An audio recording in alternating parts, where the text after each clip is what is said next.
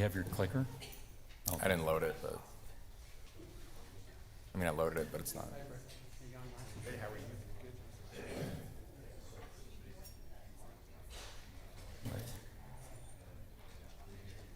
You're what? Oh.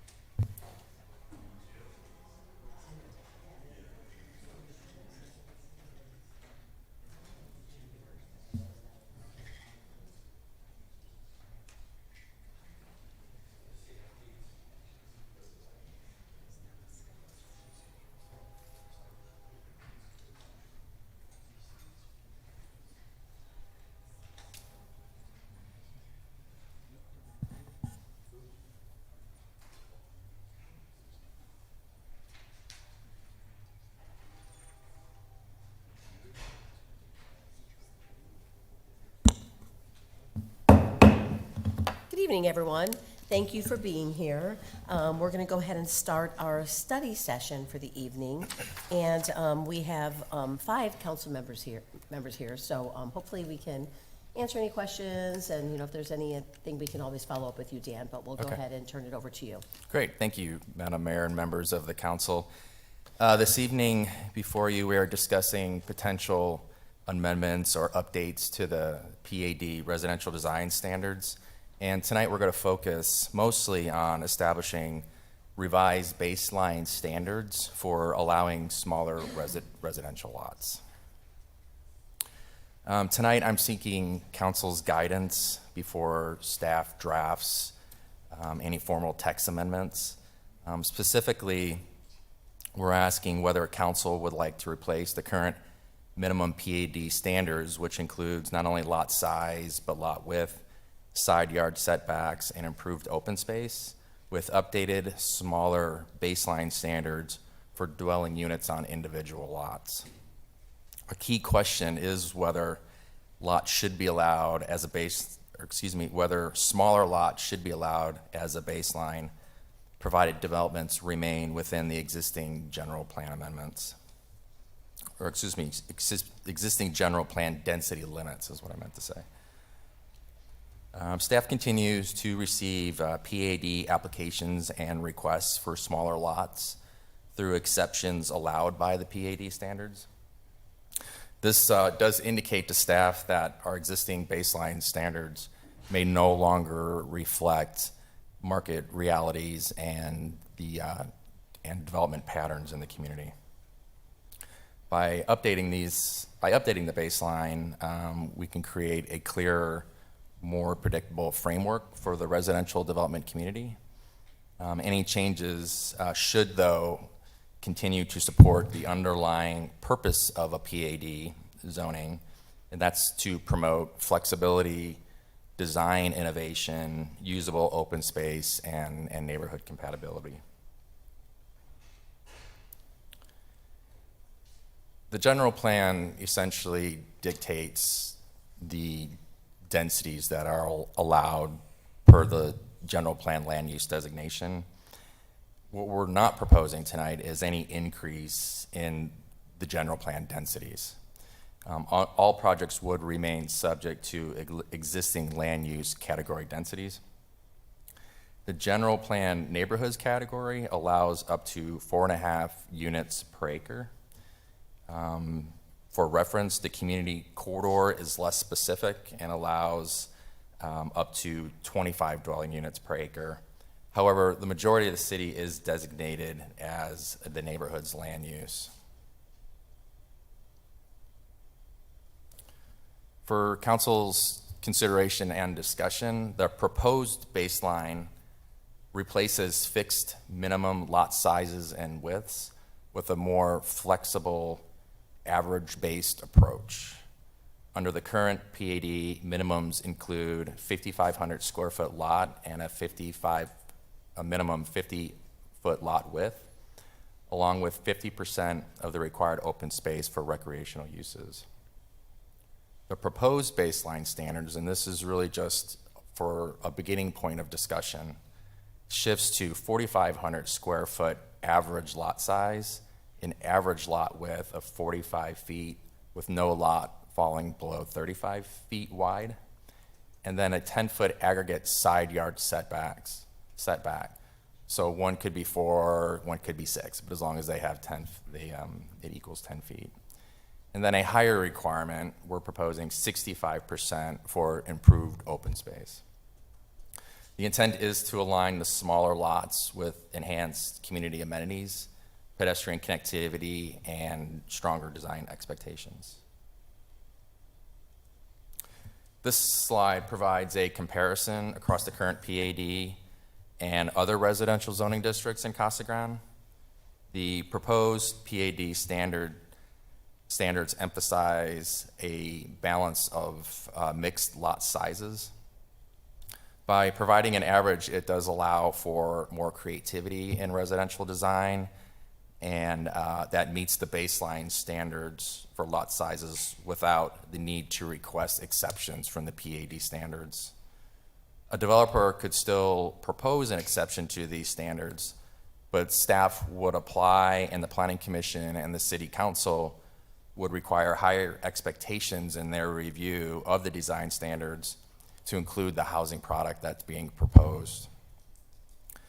A preliminary review of nearby Pinal County jurisdictions indicates that smaller single-family lot sizes range between 4,000 and 6,000 square feet, which is common for a growing community like Casa Grande. However, the strongest policy basis for amending the PAD residential design standards is internal consistency. Casa Grande's R1A and R2 zoning districts already allow for 5,000 square foot single-family lots with a 45-foot minimum lot width.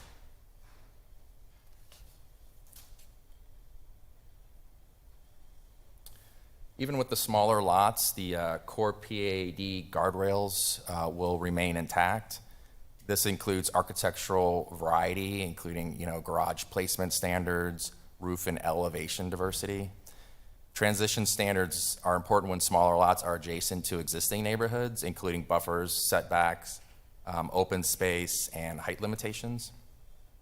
Small lots do not reduce the expectations of a cohesive PAD theme, and what we mean by this is just streetscapes, walls, landscaping, open space must continue to meet the minimum PAD level standards. There are additional ways to mitigate the potential negative effects of smaller lots. For narrow lots, staff recommends additional guest parking for really small lots distributed throughout the development and located within reasonable walking distance of the smaller lots that it would serve. Where smaller lots abut established single-family neighborhoods, appropriate transitions should be applied. These would include enhanced landscape buffers, perimeter setbacks, single-story edge lots, open space buffers, and height limitations. I included in this presentation an illustration or an example of how a mix of lot sizes can result in densities that remain consistent with the general plan. In this case, in this illustration, this is 4.47 units per acre in the neighborhood's land use category, whereas the general plan allows for up to 4.5 acres dwelling units per acre. The mix of ranges from 3,800 square feet lots up to 7,600 square feet lots. This reflects a diverse product offering without going over the allowed density of the general plan. I should note that this example, however, is deficient in open space. It's only 15%, where we would require 20%. So more than likely, they would lose a number of lots as a result of that unless they requested and council approved an exception. And if required in our proposed design standards, it would require 29 parking spaces to serve those smaller lots, which again would cut into some of the open space and the number of lots that they could propose. And this area is about a quarter section, about 160 acres total. The average lot width in this neighborhood is 46 feet wide. The average lot size is 5,100 square feet. If council wishes to proceed, staff will prepare a draft text amendment for public review. The Planning and Zoning Commission would then consider the amendment and make a recommendation to City Council. And then it would be before you for your consideration. And that's pretty much the end of my presentation. I'm happy to answer any questions or participate in a discussion with you. Okay, thank you, Dan. Any questions, comments? Yeah, Sean? Dan, I guess you're getting a lot of proposals on this, that they want to maximize their property value, I guess, by pushing more lots in there. My biggest concern is the parking, just like you said. I mean, everybody, what's the average, do you know what the average resident has for vehicles, like 2.5 cars or something like that per family, Casa Grande? It sounds right, I don't know. I don't know either, For but, example, I mean- we do require that they at least have 2 parking spaces. But then if all of a sudden you have guests come over and stuff like that, now you're, all the cars parked every which way and all over the place. And from what you just said, we can override that on certain pads if the council did decide on a different development and go, yeah, okay, you can have 40-foot lots, so you can have whatever. We can go back and adjust that, right? Are you asking if Under you- current conditions. Yes, the PAD guidelines does provide somewhat of a catch-all opportunity for council to provide exceptions, and there's been a number of exceptions provided in the community already. It's just we are now seeing more exceptions and likely to see, we're anticipating more requests for exceptions from the PAD design guidelines specifically to create smaller lots than what's currently required, or currently allowed, I should say. Yeah, that's my biggest concern is you pull into a neighborhood and you just see cars just everywhere. And people don't use their garages, for parking their cars, they use their garage for storage. And that's my biggest fear, is getting too congested, too small. And then if the streets aren't wide enough too, you're zigzagging in, the neighborhood trying to avoid hitting cars and stuff. So that's my biggest concern about it. And I would say that's probably when we discuss this with staff, it's their concern as well. How do we address neighborhoods with cars parked? We do bump outs.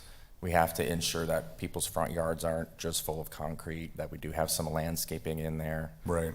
So we would propose some recommendations as how we could address that and, lower the lot size, or lower the minimum standard at least for lot sizes. And this would just help to streamline things, I guess, if we did propose a smaller lot size, that way they wouldn't have to come to council every time to get that approval? Well, PAD zoning new PAD zoning requires council approval anyway. Okay. Now, sometimes they obtain their entitlement and then they sell it to a home builder, and a home builder is like, I need more lots in order for this to work. I don't know if it's just to maximize their profit as opposed to just adjusting to market conditions and cost of land, labor, and materials. Can you go back to the layout of the PAD there, this one? So I just want to make sure I understand this. So overall, the entire PAD is at a 4.47 density units per acre, but any particular area could be quite a bit denser than that, right? So like the lower right-hand corner is much more dense than the 4.7. That would be my concern, is that somebody then goes and puts 2 houses per acre up in one corner, and then all of a sudden just slams everything else down in the other corner. Now you've got an over congested area, and they're using the lower density in those couple Yep. quarters to justify their open space, and now you've got, just not quite right. I'd like to see something where it's a little more balanced across the PAD. If I can understand you need some areas where you have bigger lots and and more spaced out, but I don't want it to get to the point where all of a sudden then you've got one half of it is just jam-packed at 9 and the other is at 1. Yeah. That's my concern. Yeah. Yeah, I think you would more than likely see a distribution of different lot sizes. I didn't mention it, but we are proposing that currently we have a standard of, 25% of the lots must be at least 6,500 square feet. So those step-up housing product, you have the smaller lot sizes, smaller homes, and then as families grow, they look for a step-up product. And that's the idea of having those larger lots in these residential areas and to somewhat reduce the density. I am proposing that we reduce that to 6,000 square feet, but I think naturally you're going to see a diversity or a distribution of the lots. You're not going to see larger lots mixed in with smaller lots. You could, No. and maybe that's a creative housing product that is good for good for Casa Grande. But when these subdivisions come before us, as you know, that they are now administratively reviewed and approved. So you are lowering the baseline for the development community to make the development more attractive here in the community. And then through the standards, we would just have to make sure we're more stringent on applying the standards. But if they need an exception to that standard, then it has to run through the process. Yeah, I would just like to see something where they can't just densify one area and leave open space in all the rest of the areas. That's my concern. Okay. I think our current standards are already pretty small lots as it is, but if there's a call Bob, for this, sure. yeah. Dan, I have two questions. The one that we just heard a couple weeks ago with the Walmart development and the neighborhood on there, those figures were less than what our current PAD. How did they get by that? They requested an exception. And I'm not sure. Okay. I'm trying to remember where they're actually at in that That process. kind of leads to my next question. What is driving this now? Just what we're seeing in the market, or has there been builders that have walked away because our limits are too high for them? We're repeatedly seeing requests or just even comments by builders of how a project can pencil out and the need for smaller lot sizes. So this is really a reaction to the development community, not necessarily Okay. staff thinking that, Okay. is Well, not necessary. and to comment on what Brent and Sean said, one of the things that I did not like is in the proposed PAD, that term of average. I mean, we've always had minimums, but when you put I'm not telling you anything you don't know, but when you put average, that leaves a lot of room for what Brent was saying of fairly good ratios in some parts, but terrible ratios in others. Anyway, just my opinion. I think with the proposal we're looking at, you have a limit of 4.5 dwelling units per acre. They can't go above that per the general plan unless they amend the general plan. So you always have that absolute limit there. And so if you have a development if there's like a 20-acre piece property, the PAD's design standards does allow that to get very dense, but then their overall density can't go above that 4.5. Does that make sense? Over the years, we've seen examples of different ways to crunch property, and the two I remember are 0 lot lines and also a Z configuration. I can't remember exactly how that goes. Yeah. But does this prohibit any of that, or can they utilize those types of measures? They currently utilize that. The northwest corner of this is the Z lot configuration, and those lots are about 4,000 square feet. And half of this is actually an existing development in the community. So and I went and drove that to see what it looked like and how noticeable of a difference it is. And quite frankly, I didn't notice a difference between that and the area where you have 6,000 square foot lots. So it really does come down to the design. That's the important part of this. There's products that could be brought to the community And that's where staff really wants to be more involved when it comes to these smaller lot sizes, is what product are you bringing to the community? And is it appropriate? And does it really meet the intent of the design standards for a quality community here, or a quality neighborhood for Casa Grande? And with us at the standard where we are, that we're at, that doesn't give us that flexibility. That's basically what you're saying. It would be Well, it better. does, right? It does, but you need to make room, I think. Yeah. And, right, for the proposed one that you're talking about, that gives us a little bit more flexibility with the groups that are coming in. I think it provides an opportunity for more creativity in their design by using the averages. Right. But if council feels that's just too much leeway, you know, it could be more of a hard standard like 4,500 or 5,000, whatever the council thinks is Leave it appropriate. like it is. So that's what you're, Yes. so you're asking, so with our current baseline and standards, you still have that flexibility to bring in, you know, this, it's just resetting that baseline to allow that upfront, basically. So are you finding that the developers that are coming in, have you been kind of holding off on approving and moving forward to kind of see where we are?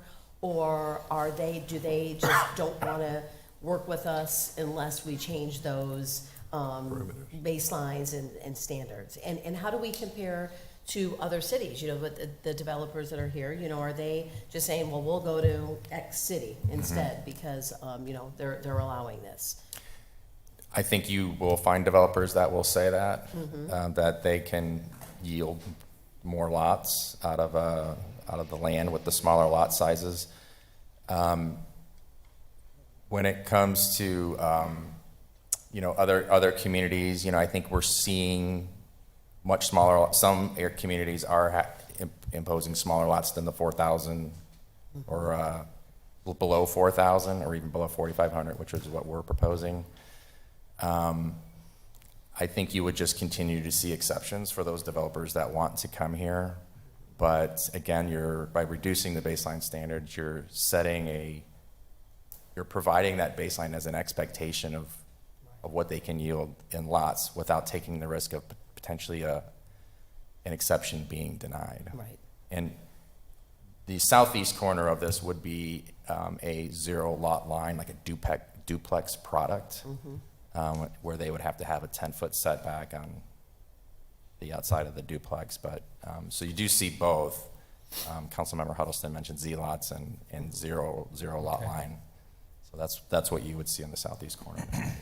So then, being that said like that, we can keep it where we have it and still have some flexibility. Yep. You absolutely could.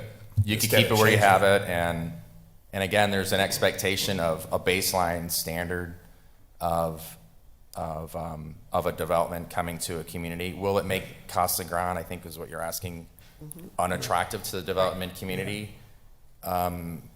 It's possible, because other communities are seeing the need to go in this direction. And if there is a desire to maybe slightly adjust it and see how many, if you keep getting requests for exceptions, it generally means maybe we should take a look at this, and that's what we're doing today. Yeah. But again, you have an entitlement landowner, you have a home builder, you're entitling it. How do you market it to the home builder to come to the community? And generally that's to your minimum standards. Right, Right. okay. Madam Did you have Mayor. something else, Bill? Just, it's my opinion that we should keep the baseline, just let me guess it, yeah. The way it is. Well, and and that's where I would like to see kind of, where some of the other cities are on it. I'm kind of with you, Brent, as far as having a balance. I mean, we all know the costs of homes and, the challenges that people face. And, there's many times where the community doesn't understand when they see smaller lot sizes and, how are we building these little homes on these small lots? But I think people just, don't really understand, you know, the cost. I bought my house back in, I don't even know how long ago, but a long time ago. So there was no way that house would cost the same here today. So I do understand the need for affordable housing. And yes, we have a lot of apartments coming in town, but this is home ownership too.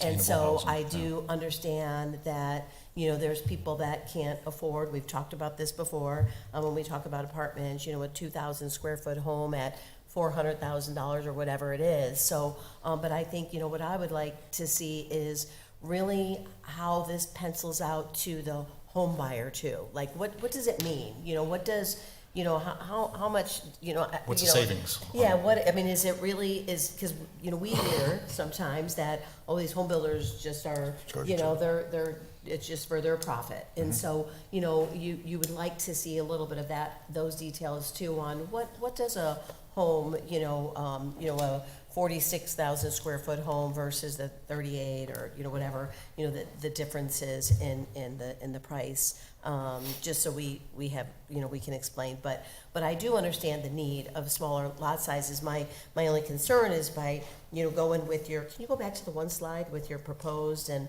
if we, you know, approve, you know, the actual, all the way down to, where did you go to 3,500 square feet somewhere on the lot size? You know, then that's the baseline. So that means people can really just go that, Smaller. yeah. So that's my only concern, is that, you know, will all the homes kind of go more towards that, or how can we make sure that there is that balance in a PAD and everything? So I don't know. I'm not sure, but. Yeah, I think you could strike, you're not gonna see a development that's gonna come in with all 35, Right. with, you know, unless it's a small development, in general, because they just won't meet their dwelling units per acre requirement of 4.5. We do have a requirement that's 65, currently 60, you know, 25% has to be 6,500 square feet or more. You know, it might be worth considering percentages. So you can have a 4,500 square foot lot, but you can't have more than 25% of your development. We could look at that. That could bring a That would be- balance. Yeah, that- Okay. We can kind of put some different scenarios. We can maybe even run this through the process with the Planning and Zoning Commission to see where they're at. I'm sure I'll get some pretty good ideas and from them, and then you know, talk with the development community. I think they're aware we're having this discussion today. If they can help us from an economic opportunity, so to speak, you know, well, why does this need to happen in order for them to pencil out, and whether they're going to consider Casa Grande a market that they want to be in or not if we don't do this.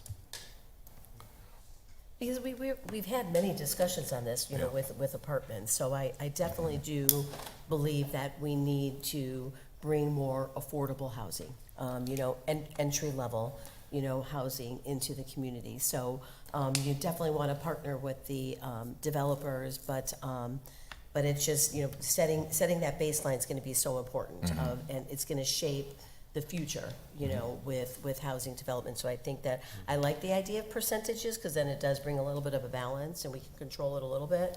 And then still have flexibility, I would imagine. You're always gonna have a little bit of flexibility, right? And you're always going to have requests for exceptions. Right.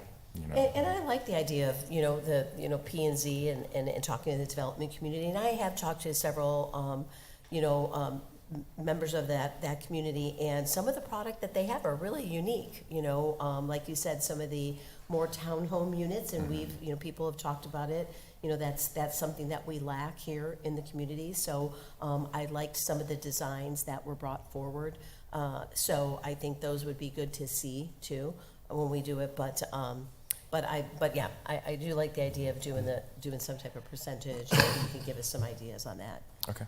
Yeah. And then maybe give us a, you know, just even an idea of what some of the surrounding communities. I think that would be really helpful. Sure. I'm happy to do that. And, you know, when it comes to apartments, I think that the funding has gone away. You're likely not to see any proposals for new apartments in the community. So the market, so to speak, took care of that issue. And with that market going away, the home builders are just needing a little bit more density. Right, right. And then we'll make sure, Larry, can we make sure the other council members get the presentation and maybe get back to you some feedback and to Dan? Yes, Madam Mayor. Right. Okay, any other questions, comments? All right, okay, thank you very much, Dan. Thank you. Thanks, Dan. Okay, we'll just close for, what, 2 minutes, right? A minute? 2 minutes. End that meeting.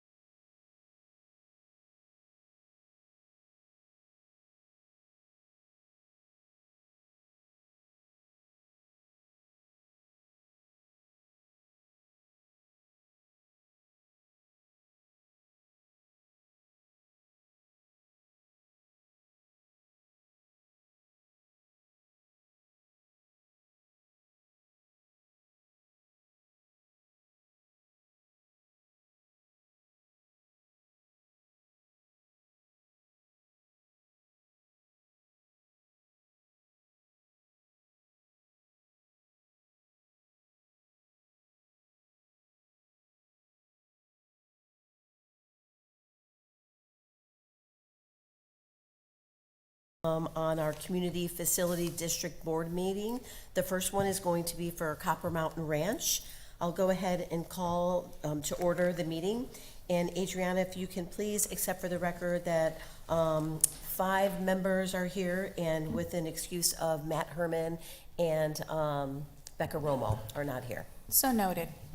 Thank you. So first item on the agenda are the minutes. I can get a motion to approve. Chairman, I move that we consider the minutes from June 1st, 2026, Copper Mountain Ranch Community Facilities District meeting. Second? Okay, there's been a motion and a second to approve the minutes. All those in favor, please signify by saying aye. Aye. Any opposed? Okay, motion carries. Next item is the new business, and let's see, resolution number. Did I do something wrong? Oh, I thought someone said something. Okay, sorry. Sorry, Brenda. Good evening, Madam Chair and members of the board. Tonight, the board is being asked to adopt a resolution approving the Copper Mountain Ranch fiscal year 2027 property tax rate of 0.30 per $100 of net assessed value for a total levy of $2,596 for the district. This represents the operational component of the budget. This tax rate remains the same as it was in fiscal year 2026. The required notices have been published in the local paper, and the required public hearing was held on June 1st, 2026. The proposed tax levy resolution would adopt the rate and direct Pinell County to collect the corresponding estimated tax levy and adjust the estimated levy if necessary. And with that, I'll address any questions you might have. Okay, any questions, comments? Okay, if we can get a resolution number, please. Resolution number 107, a resolution of the Board of Copper Mountain Ranch Community Facilities District, Casa Grande, Arizona, levying upon the assessed valuation of the property within Copper Mountain Ranch Community Facilities District, subject to taxation, a certain sum upon each $100 of valuation sufficient to raise the amount estimated to be required in the annual budget, less the amount estimated to be received from other sources of revenue, providing funds for various bond redemptions and for the purpose of paying interest upon bonded indebtedness, and providing a general fund for general district expenses, all for the fiscal year ending the 30th day of June 2027. Chair Fitzgibbons, I move for approval of resolution number 107 as presented. Second. There's been a motion and a second. If we can get a roll call vote, please. District Member Dugan, Yes. District Member Edwards, Yes. District Member Huddleston, Yes. District Vice Chair Bidon, Yes. District Chair Fitzgibbons. Yes. Motion carries. Thank you. Okay, we'll go ahead and adjourn the Copper Mountain Ranch meeting. And I'll go ahead and call to order the Mission Royale Community Facilities District Board meeting. Adriana, if you can please excuse Member Herman and Member Romo. So noted. Thank you. And the next item are the minutes. Madam Chair, I move to accept the minutes from the June 1st, 2026 Mission Royale Community Facilities District minutes. Second? Okay, there's been a motion and a second. All those in favor, please signify by saying aye. Aye. Any opposed? Okay, motion carries. Next is the resolution, and Brenda. Madam Chair and members of the board, tonight the board is being asked to adopt a resolution approving the Mission Royale Community Facilities District FY 2027 combined property tax rate of 1.0488 per $100 of net assessed value for a total levy of $500,470 for the district. This rate includes a rate not to exceed 0.30 for the purpose of paying for various operational expenses of the district. In addition, a tax of 0.7488 shall be levied for the purpose of paying principal and interest on the bonded indebtedness. The required notices have been published in the local newspaper, and the required public hearing was held on June 1st, 2026. The proposed tax levy resolution will adopt the rate and direct Pinell County to collect the corresponding estimated tax levy and adjust the estimated levy if necessary. I'll address any questions. Okay. Any questions? No. Okay, no question. Adriana, if we can get a resolution number. Resolution number 85, a resolution of the Board of Mission Royale Community Facilities District, Casa Grande, Arizona, levying upon the assessed valuation of the property within Mission Royale Community Facilities District, subject to taxation, a certain sum upon each $100 of valuation, sufficient to raise the amount estimated to be required in the annual budget, less the amount estimated to be received from other sources of revenue, providing funds for various bond redemptions and for the purpose of paying interest upon bonded indebtedness, and providing a general fund for general district expenses, all for the fiscal year ending the 30th day of June 2027. Chair, I move that we consider the resolution and accept it, number 85 as presented. Second? There's been a motion and a second. Is there any further discussion? If we can get a roll call vote. District Member Dugan, Yes. District Member Edwards, Yes. District Member Huddleston, Yes. District Vice Chair Bidon, Yes. District Chair Fitzgibbons. Yes. Motion carries. Thank you. Okay, I'll go ahead and adjourn the Mission Royale meeting, and I will call to order the Community Facilities District Board of Post Ranch. And if you can please excuse Member Herman and Romo. So noted. Thank you. And next item are the minutes. Chair Fitzgibbons, I move that we approve the minutes from June 1st, 2026 Post Ranch Community Facilities District meeting. Second. There's been a motion and a second. Is there any further discussion? Okay, all those in favor, please signify by saying aye. Aye. Any opposed? Okay, motion carries. Next item, D1. Brenda. Tonight, the board is being asked to adopt a resolution approving the Post Ranch Community Facilities District FY 2027 property tax rate of 0.30 per $100 of net assessed value for a total levy of $291 for the district, which represents the operational component of their budget. This tax rate remains the same as it was in fiscal year 2026. The required notices have been published in the local paper, and the required public hearing was held on June 1st, 2026.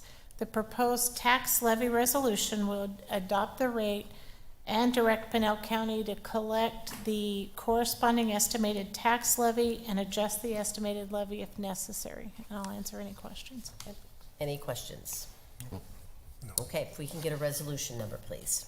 Resolution number 64, a resolution of the Board of the Post Ranch Community Facilities District, Casa Grande, Arizona, levying upon the assessed valuation of the property within Post Ranch Community Facilities District, subject to taxation, a certain sum upon each $100 of valuation sufficient to raise the amount estimated to be required in the annual budget, less the amount estimated to be received from other sources of revenue, providing funds for various bond redemptions and for the purpose of paying interest upon bonded indebtedness, and providing a general fund for general district expenses, all for the fiscal year ending the 30th day of June 2027.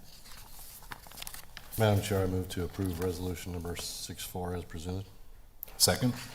There's been a motion and a second. Is there any further discussion? If we can get a roll call vote, please. District Member Dugan? Yes. District Member Edwards? Yes. District Member Huddleston? Yes. District Vice Chair Breeden? Yes. District Chair Fitzgibbons? Yes, Motion carries. thank you. I'll go ahead and adjourn the Post Ranch meeting. And I will call to order the Valago Communities Facility District Board meeting. And if you can please excuse Member Herman and Romo. So noted. Thank you. Next item are the minutes. Madam Chair, I move that we accept the minutes from June 1st, 2026, for Lago Community Facility District meeting. Second. Okay, there's been a motion and a second. All those in favor, please signify by saying aye. Aye. Aye. Any opposed? Okay, motion carries. Next item, D1. Brenda. Madam Chair, members of the board is being asked to adopt a resolution approving the Valago CFD fiscal year 2027 combined property tax rate of 1.0565 per $100 of net assessed value for a total levy of the district in the amount of $262,000. This rate includes a rate not to exceed 0.30 for the purpose of paying for various operations and maintenance expenditures of the district. In addition, a tax of 0.7565 shall be levied for the purpose of paying principal and interest on the outstanding debt. The required notices were published in the local newspaper, and the required public hearing was held on June 1st, 2026. The proposed tax levy resolution will adopt the rate and direct Pinell County to collect the corresponding estimated tax levy and adjust the estimated levy if necessary. I'll answer any questions. Okay, any questions? No questions? Okay, if we can get a resolution number, please. Resolution number 80, a resolution of the Board of the Bulago Community Facilities District, Casa Grande, Arizona, levying upon the assessed valuation of the property within Bulago Community Facilities District, Casa Grande, subject to taxation, a certain sum upon each $100 of valuation sufficient to raise the amount estimated to be required in the annual budget, less the amount estimated to be received from other sources of revenue, providing funds for various bond redemptions and for the purpose of paying interest upon bonded indebtedness, and providing a general fund for general district expenses, all for the fiscal year ending the 30th day of June 2027. Chair Fitzgibbons, I would move to approve resolution number 80 as presented. Second. There's been a motion and a second. Are there any questions? Okay, if we can get a roll call vote, please. District Member Dugan? Yes. District Member Edwards? Yes. District Member Huddleston? Yes. District Vice Chair Breeden? Yes. District Chair Fitzgibbons? Yes, Motion carries. thank you. Okay, I'll go ahead and adjourn that meeting, and we're done with our facilities, community facilities district board meetings. We'll go ahead and start our regular meeting at 7 p.m. Is it the regular one first? Specials first. Special meeting at 7 p.m. And then the regular at 7. A lot of meetings today.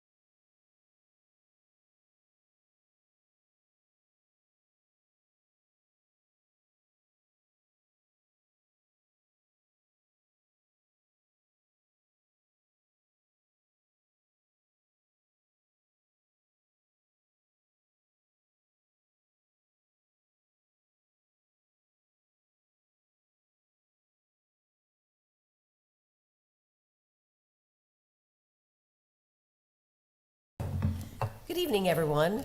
Thank you for being here. We're going to go ahead and start our, we have a special meeting first before our regular council meeting. So we're going to go ahead and I will call that meeting to order. And Adriana, if you can please accept for the record that 5 members are here, Councilmember Herman and Councilmember Romo, if you can excuse them. So noted. Thank you. Okay, first item is item C1, and Brenda, I believe that's you, is that correct? Yep. Okay, thank you. Mayor and members of the council, we are quickly approaching the finish line of adopting the fiscal year 2027 budget. State law requires that council holds this special meeting to adopt the fiscal year 2027 final adopted budget. This item is for you to consider the approval of a resolution adopting the final budget for the city of Casa Grande for fiscal year ending June 30, 2027 in the amount of $338,629,939. Per state statute, the mayor and council adopted the tentative budget for the city of Casa Grande on May 4th, 2026.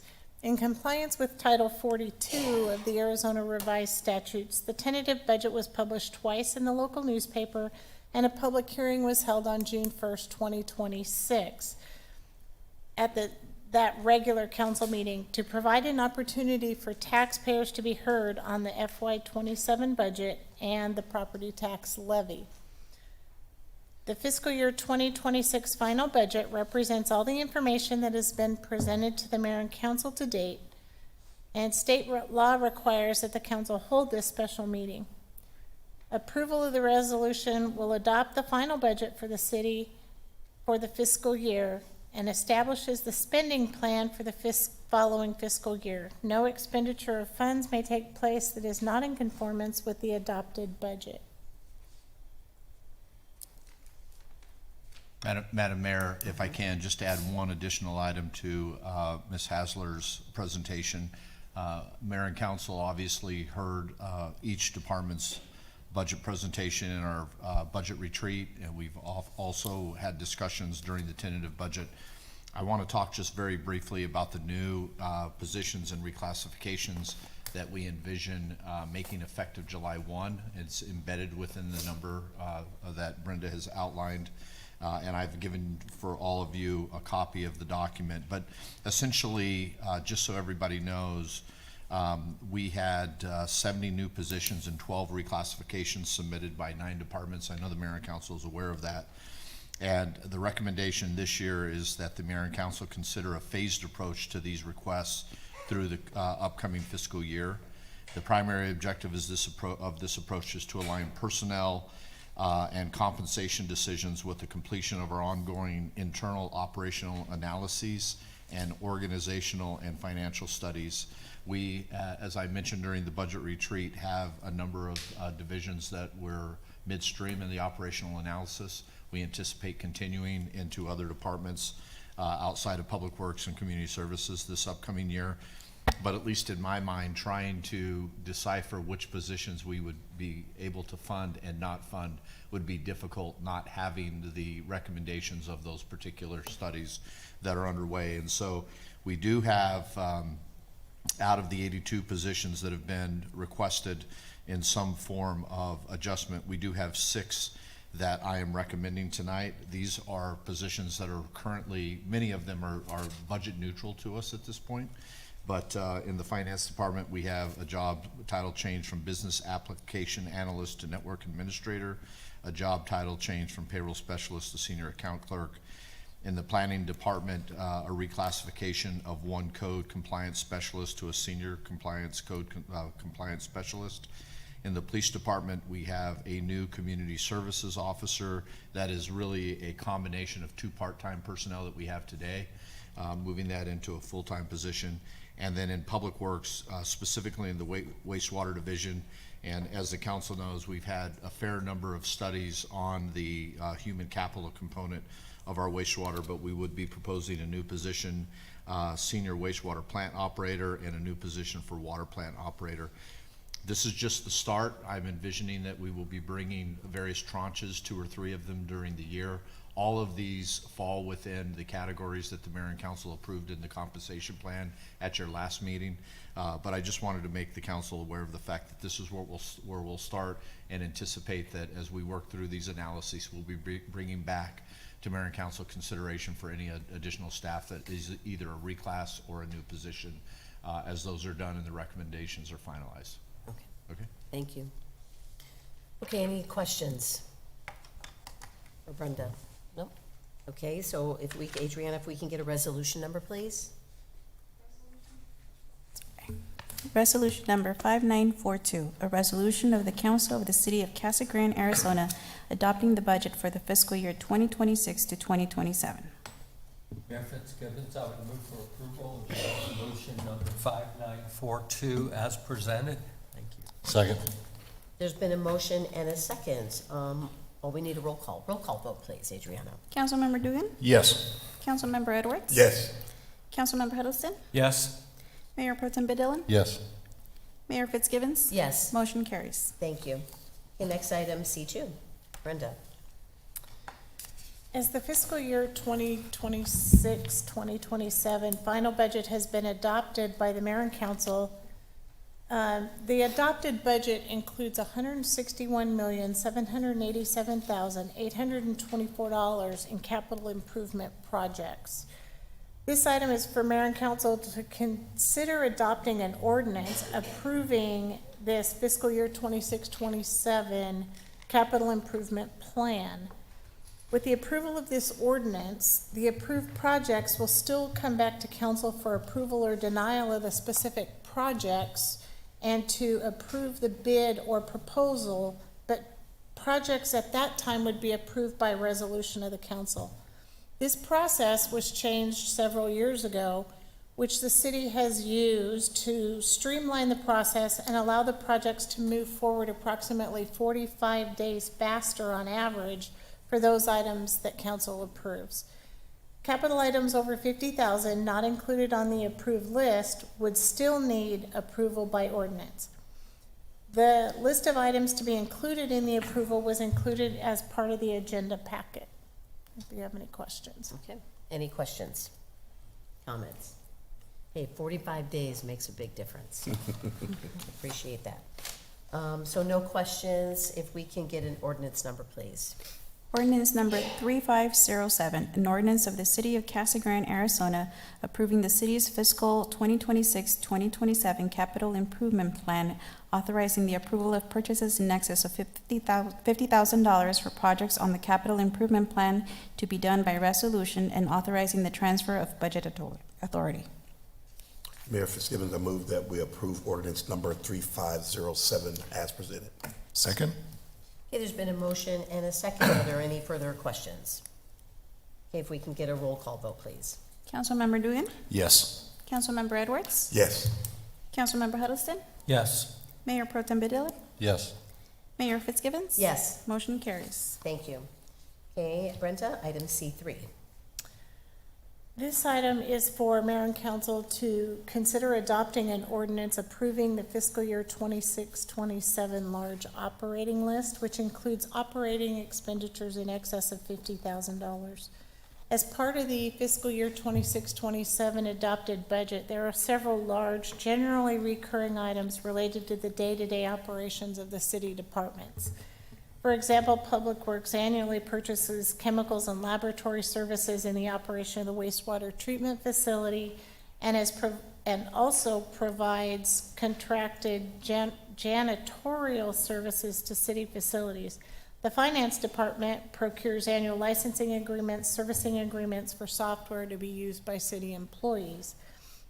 While not all purchases necessary require further approval of the under the city's procurement code, many of these purchases will exceed the threshold of $50,000 and thus require approval by council. Staff recommends mayor and council consider approving this ordinance to approve the individual purchases outlined in the large operating list that was in the agenda packet. Despite this blanket approval, to the extent purchasing code requires, each of the approved purchases in excess of $50,000 will still need to be presented to council for approval or denial and that will be done by resolution as opposed to ordinance. Purchases included in the ordinance, oh, I just said that. Again, this allows us to move a lot of these forward approximately 45 days faster than if we waited to do them all by resolution. Any questions, comments? Okay, Adriana, if we can get an ordinance number, please. Ordinance number 3508, an ordinance of the City of Casa Grande, Arizona, approving the city's fiscal year 2026 to 2027 large operating expenditure list, authorizing the approval of purchases in excess of $50,000 for the items listed on the city's fiscal year 2026 to 2027 large operating expenditure list to be done by resolution, and authorizing the transfer of budget authority. Oh, okay. If we, all those in, any further questions? No. Okay, if we can get a roll call vote, please. Oh, motion. We gotta get a motion. Oh, Mayor Fitzgibbons. sorry. Mayor Step ahead. Mayor Fitzgibbons, Step ahead here. I move that we approve ordinance number 3508 as presented. Second. There you go. Okay, now a motion and a second. Any Yes. further discussion? Okay, if we can get a roll call vote, please. Councilmember Dugan, Yes. Councilmember Edwards, Yes. Councilmember Huddleston, Yes. Mayor Pro Tem Dillon, Yes. Mayor Fitzgibbons. Yes. Motion carries. Thank you. Okay, item C4. Brenda. This item is for mayor and council to consider adopting an ordinance authorizing the purchase of all replacement and new vehicle purchases included in the blanket purchase list that was in the agenda review packet. As staff continues to navigate through the challenging times of supply chain issues that are affecting all levels of operations, the city continues to need to be as prepared as possible to take advantage of purchasing options that arise quickly and become available to fill some of the approved vehicle purchases identified in the FY27 budget. Staff is requesting mayor and council authorize the purchase of both replacement and new vehicles and equipment that were approved by the mayor and council in the budget and are included in the blanket approval list. This will allow us to act more promptly when they become available, and will give the city the best chance of acquiring vehicles as vendors have become increasingly unwilling or unable to hold vehicles while staff goes through the normal purchasing process. Although staff is requesting the mayor and council provide formal approval and authorization to purchase these items with this action to help secure these vehicles, staff will continue to ensure that it follows the procurement code and that procurement falls within the budget authority granted by the mayor and council. The only change we are seeking in advance council approval of the ordinance instead of our normal procedure of bringing each purchase separately to council for approval. This request is consistent with the city's approach to obtaining vehicles over the last several years. Although staff cannot guarantee the city will be able to obtain all the vehicles required due to potential shortages and price increases, by including these vehicles, the mayor and council would maximize the city's ability to acquire these and to do so at the best available prices. Thank you, Brenda. Any questions, comments? Okay, if we can get an ordinance number, please. Ordinance number 3509, an ordinance of the Council of the City of Casa Grande, Arizona, approving the purchase of budgeted vehicles, authorizing expenditure of public funds, authorizing the transfer of budget authority, and authorizing the execution of agreements, purchase orders, contracts, and all other necessary documentation by the city manager. Mayor Fitzgibbons, I move to approve ordinance number 3509 as presented. Second. Okay, there's been a motion and a second. If we can get a roll call vote, please. Councilmember Dugan, Yes. Councilmember Edwards, Yes. Councilmember Huddleston, Yes. Mayor Pro Tem Dillon, Yes. Mayor Fitzgibbons. Yes. Motion carries. Thank you. Okay, we'll go ahead and adjourn that special meeting. And let me find my notes for the next meeting. There we go. Oh, didn't see. That was it, right? Okay, you got me nervous. There it is. Okay, ready for the next meeting? Okay. Ready? I will go ahead and call to order the regular city council meeting. Thank you all for being here this evening. We are going to start with the invitation from Kenny Nolan from Trinity Lutheran Church, And if you can all stand if you're willing and able, and then we'll follow that with the Pledge of Allegiance. Let's pray. Lord, we thank you for the opportunity to come here tonight. Give us open mind, open hearts. Bless this committee, bless this mayor, bless the people that are here to do business. Lift us up. Let us think of clear heart, clear mind, and get the business done. We ask these things in your gracious name. Amen. Amen. Please join me for Pledge of Allegiance. I pledge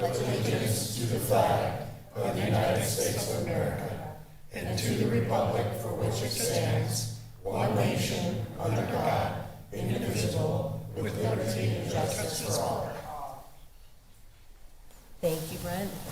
Thank you, Mr. Nolan.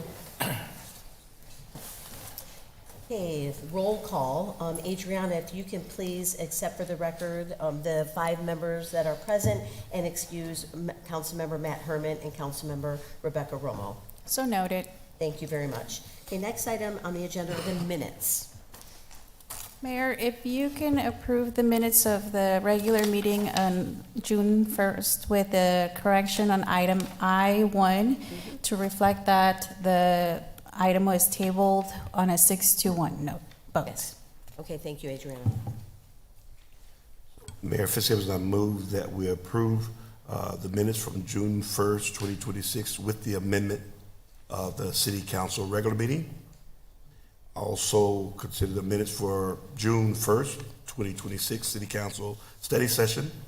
Accept the minutes from the May 5th, 2026 Arts and Culture Commission meeting. And accept the minutes from the April 28th, 2026 Airport Advisory Board meeting. Second? Okay, there's been a motion and a second to approve the minutes. All those in favor, please signify by saying aye. Aye. Any opposed? Okay, motion carries. Next item are the claims against the city. Mayor Fitzgibbons, I would move to approve the list of claims from May 27th, 2026 through June 9th, 2026. Second. There's been a motion and a second to approve the claims. All those in favor, please signify by saying aye. Aye. Any opposed? Okay, motion carries. The meeting agenda approval. Are there any changes to the meeting agenda? Madam Mayor, we would ask that you remove item G6 from the agenda entirely. That is a consent item, but there's some additional work that we need to do on Okay. that. And just a reminder that there's a scheduled executive session if the council would like to do reports in advance. Thank you. Anything G6. else? G6 removed. Anything else removed from the council and from the public? Okay, we can get a motion. Mayor Fitzgibbons, I would move for agenda approval with the exception of item G6 to be removed and the exception of the reports to be moved ahead of the executive session. Second? Okay, there's been a motion and a second. Any further discussion? Okay, all those in favor, please signify by saying aye. Aye. Any opposed? Okay, motion carries. Okay, so I have a special presentation, some nice ladies here with us today. So if I can have Zoe, Gianna, and Priya, members of the Girl Scout troops, if you can join me up here by the podium, right up here.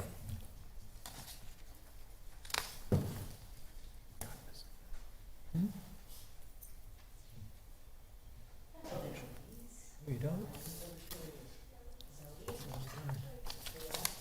Sure don't. I know we have some pictures we wanted to show too, but Special presentation. it's just really a pleasure to have you ladies here today. And I was really moved when I got the email on some of the really neat things that you're doing in our community. So we wanted to make sure that we recognize your efforts. And as I read this, they're going to show some pictures of what these ladies have done.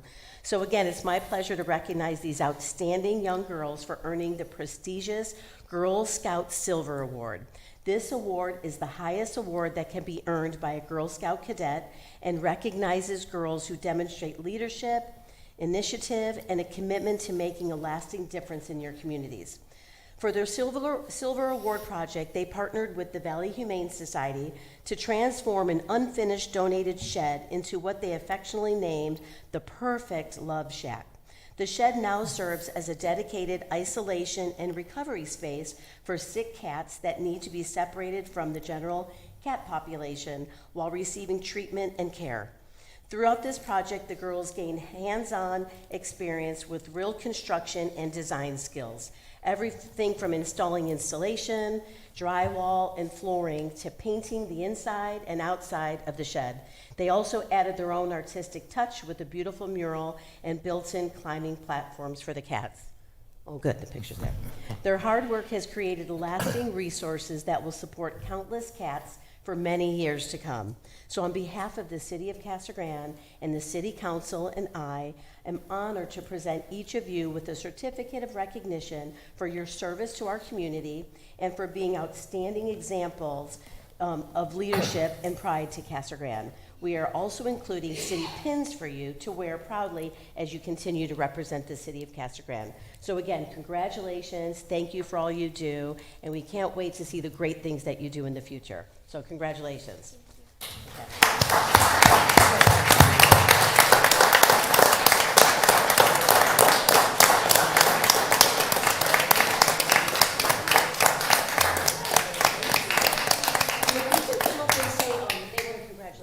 Oh, we want to get a picture. Here, why don't we come up here? We'll go right here. Stand up, Council. We want to get a picture.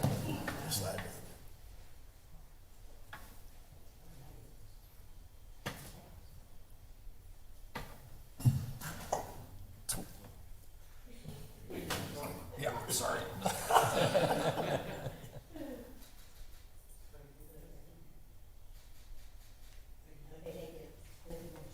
Thank you, girls. Nice Appreciate job. your Nice work. job. Looks good. Chris Cross. Thank you. Congratulations. Thank you for your work. Awesome job.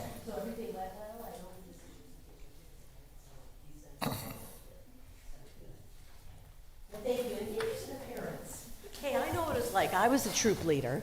My troop didn't do this stuff. We weren't that creative, but thank you to the parents for your commitment. We know how hard it is, and just for raising just such great examples in our community. So thank you for your help. Thank you. You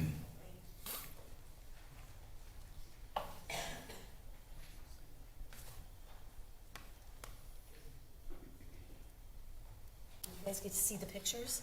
Yes. Oh, good. Very cool, right? We have some future developers right here, right? Construction. Okay, thanks again, ladies. Okay, next item on the agenda is the consent agenda. All items listed with an asterisk are considered routine matters and will be enacted by one motion and one roll call vote of the council. There will be no separate discussion of these items unless a council member or member of the public so requests, in which event the item will be removed from the consent agenda and considered in its normal sequence of the agenda. Is there anything that we have one item that's going to be pulled off. Mm-hmm. Is there anything else? And anything from the public? Okay, so if we could get a motion.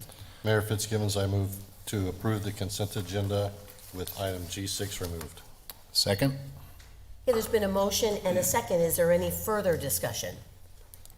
Okay, Adriana, if we can get a roll call vote, please. Councilmember Dugan, Yes. Councilmember Edwards, Yes. Councilmember Huddleston, Yes. Mayor Pro Tem Dillon, Yes. Mayor Fitzgibbons. Yes. Motion carries. Thank you. Okay, next item are the public comments. So the Casa Grande City Council values citizens' input. So when called, if you did fill out a speaker card, please state your name and address, speak clearly into the microphone, and limit your comments to 3 minutes or less. In fairness to all speakers, please do not exceed your time. In accordance with the law, the City Council cannot respond to or discuss items not listed on the agenda, but may direct them to staff upon conclusion of all public comments. So I do have one speaker card here, and that is with Barbara Sundust.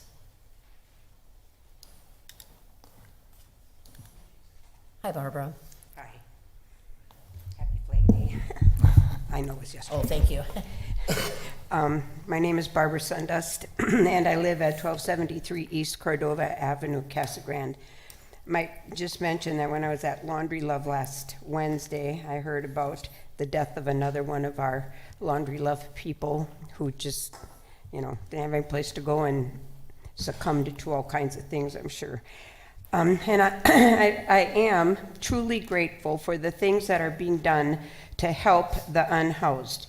There are many cooling stations that are being made available during the day, and the Lencola station from 6 to 10 in the evening is a good start, but it's just really not enough. I have to sometimes run around doing errands, different things and whatever, and I'm in and out of my car, and even just when it's not even as hot as it's going to be, by the end of the day, I'm like, my energy is sapped. But I go into air-conditioned car every time, and I go into an air-conditioned house when I get home, and I go to bed on a comfortable bed, and pretty comfortable anyway, and an air-conditioned house. And so I mean, like, my heart breaks for understanding that there are people who have to sleep on the ground or in a hot car where you can't even stretch out or anything. And even now it's like 80 in the evening, but as July approaches, it's going to get certainly hotter, and the humidity is going to get worse. And just think about trying to sleep like that. I mean, and you're physically exhausted because of the heat, but you also can't sleep because of the discomfort. So what we need is someone who has an unused building. I get we can't use something that's already being used. It's got to be an unused building that if they'd be willing to give it for an overnight shelter, then I know a lot of people in the city would try and figure out ways to make that possible. Oh my gosh, time is flying. So that's one thing. Then, of course, the elderly women who have no place to go and can't afford $1,000 or $1,200 a month for rent, and they're not ever going to get a job to get more than that. So we still need a shelter, especially, I think, for women who can't. They need to have an apartment complex where it's affordable living for them, which isn't happening yet. I think it's going to happen, but not yet. So we need some place in between for them to go. And so my last 15 seconds. Again, if someone has property or money, I mean, we make jokes about it all the time, but I don't have any money, but I know there's people out there that's with money that could help us to do something for these unhoused people. Thank you, Barbara. Thank you. Is there anyone else that would like to speak and address the council? Okay, I will go ahead and close the public comments then. I know I have one more speaker card, but I know it's item L1. So, okay, so we'll go ahead and go on to item I1. Hi. I take it that'll be me. Yes, that's you.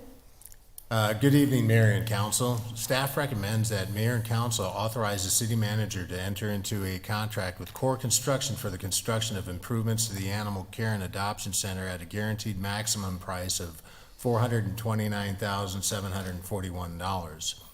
This project will involve installation of new air conditioning units and LED lighting to the kennel building. Core Construction originally built this facility in 2009.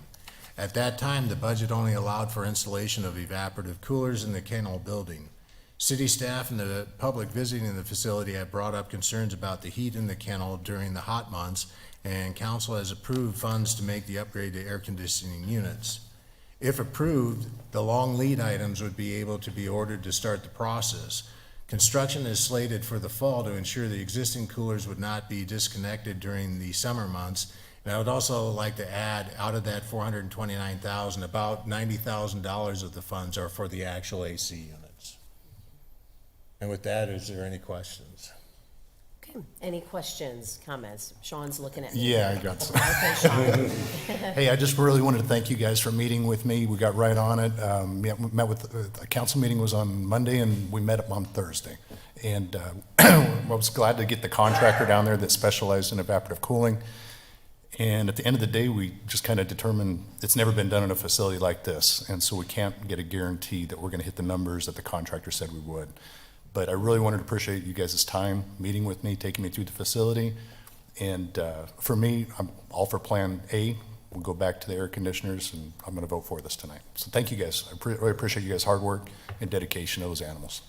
And Councilman Dugal, I'd just like to say thank you for your time that day. I thought it was a very constructive meeting, and I also learned a lot about the some of the new technologies involved in evaporative cooling.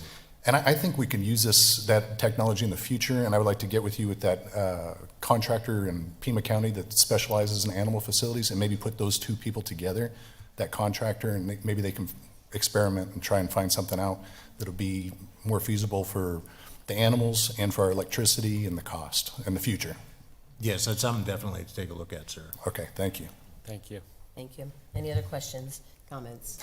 No, and we appreciate that, Sean. I mean, some of the questions you raised, I think, we were able to get some of the answers and looked into some of those, so it's good. So it helps us make a decision here today. And it's gonna be nice to have the air conditioning. When you see these young girls here that are going and volunteering their time, we have a lot of people that volunteer time there. And so it's gonna make them a little more comfortable, and especially the employees as well, obviously, as the animals. So, thank you. Okay, so let's see if we can get, where am I here? A resolution number, if there's no more questions. Resolution number, please. Resolution number 5926, a resolution of the Council of the City of Casa Grande, Arizona, accepting a proposal from Core Construction, Inc. for the construction improvements of the Animal Care and Adoption Center, authorizing the expenditure of public funds, authorizing execution of a contract with or purchase order to Core Construction, Inc., and authorizing the transfer of budget authority. Mayor Fitzgibbons, I'd like to move for approval of resolution number 5926 as presented. Second. Okay, there's been a motion and a second. Is there any further discussion? Okay, if we can get a roll call vote, please. Councilmember Dugan? Yes. Councilmember Edwards? Yes. Councilmember Huddleston? Yes. Mayor Pro Tem Bidon? Yes. Mayor Fitzgibbons? Yes. Motion carries. Thank you. Okay, next item are the appointments to the Casa Grande Youth Commission.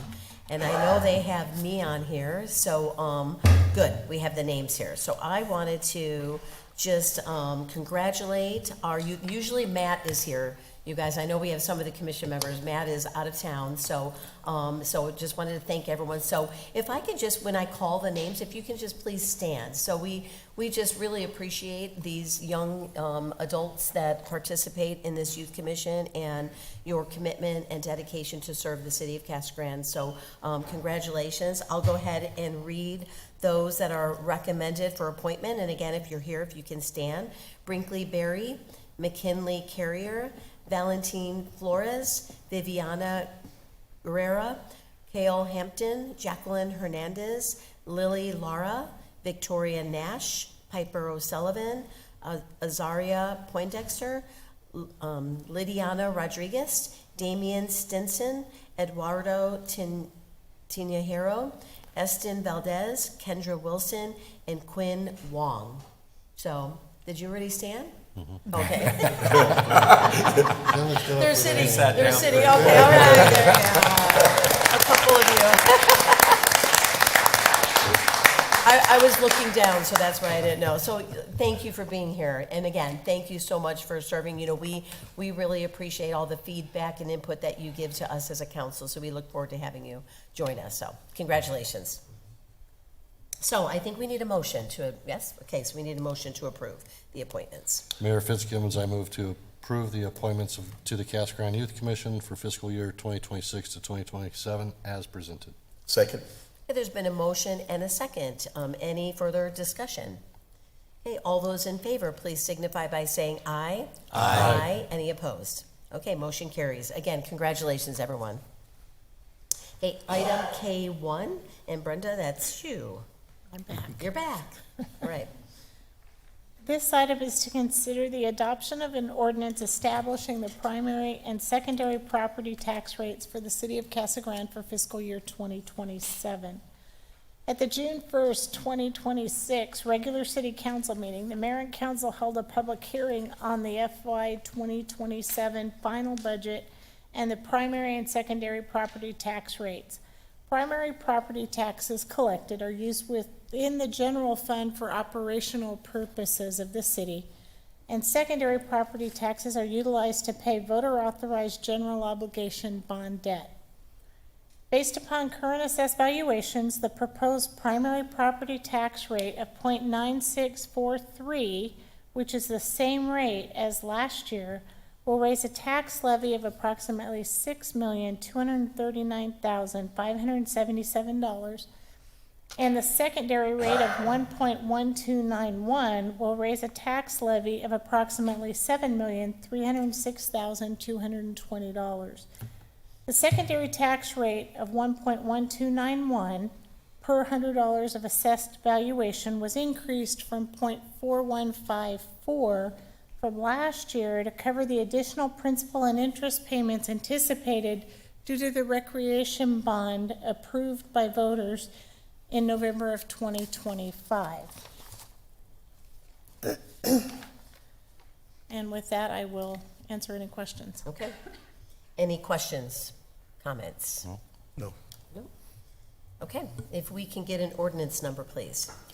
Ordinance number 3513, an ordinance of the Council of the City of Casa Grande, Arizona, levying upon the assessed valuation of the property within the City of Casa Grande, subject to taxation, a certain sum upon each $100 of valuation sufficient to raise the amount estimated to be required in the annual budget, less the amount estimated to be received from fines, licenses, and other sources of revenue, providing funds for various bond redemptions for the purpose of paying interest upon bonded indebtedness, and providing a general fund for general municipal expenses, all for the fiscal year ending the 30th day of June 2027.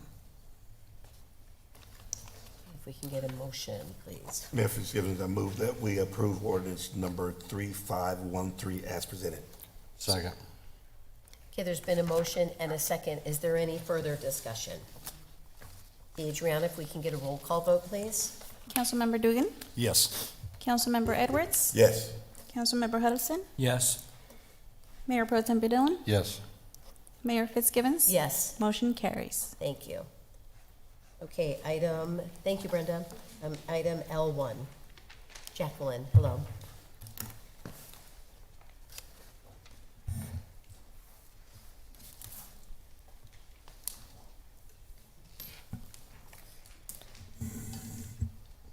Good evening, Mayor and Council. Before we get into the first item, I did want to give a quick overview of the Major General Plan amendment process. Major General Plan amendments occur twice a year. It goes to 2 Planning Commission meetings and a City Council meeting. It typically requires land use changes over 50 acres, and also requires an additional 60-day notification for government officials, public officials, counties, school districts, public land management agencies, public utility companies, professional and other organizations. A little overview of our manufacturing and industry land use category. This was identified in our general plan 2030 that was approved in 2021, that this land use category may need additional acreage. It was designed to promote suitable areas for a variety of industrial and manufactured uses, creating an economic engine for the city. These areas are situated in locations to take advantage of regional transportation networks that includes I-8 and I-10, as well as the Union Pacific Railroad. And then here are some of the appropriate land uses that are found within this manufacturing industry area, as well as the base zoning that we typically see. So moving on to this request, Cactus Mine is requesting a major general plan amendment to support expansion and modernization of mining operations associated with the Sackatone mine. It's generally located northeast of the Maricopa-Casa Grande Highway and southeast of Val Vista Boulevard. The request is to change approximately 1,832 acres from neighborhoods, community corridor, and commerce and business, to manufacturing and industry. Here are the general plan review criteria. These items are covered in the staff report. Staff finds this request meets the general plan review criteria. However, I will be going over the first item in a little more detail. This item, number 1, is actually broken out into 9 different questions regarding the land use element section of the general plan. And that in this one, I'll be covering the second one, in that the community growth should be driven by industrial, corporate office, professional services, financial services, research and development, and other similar developments which offer the opportunity for high-paying quality jobs. The advancement of the Cactus Project, including reopening and operation of the Sakatone Mine and incorporation of the city cactus properties, will result in exceptional opportunities for high-paying quality jobs, as it will require a variety of skilled employees. And to promote this diversification of employment opportunities, they expect this employees to come from the city of Casa Grande. And one of the aggregate resources goals is to diversify industrial land uses to include aggregate and mining activities. So this request directly supports the general plan's policies encouraging diversification of industrial land uses, including mining and aggregate opportunities. Regarding stakeholder engagement efforts, the staff and applicant met all the city code and ARS requirements, including the 60-day review period. Notices were mailed to property owners within 1,000 feet. Public hearing notices were published in the paper. Signs were posted at the site.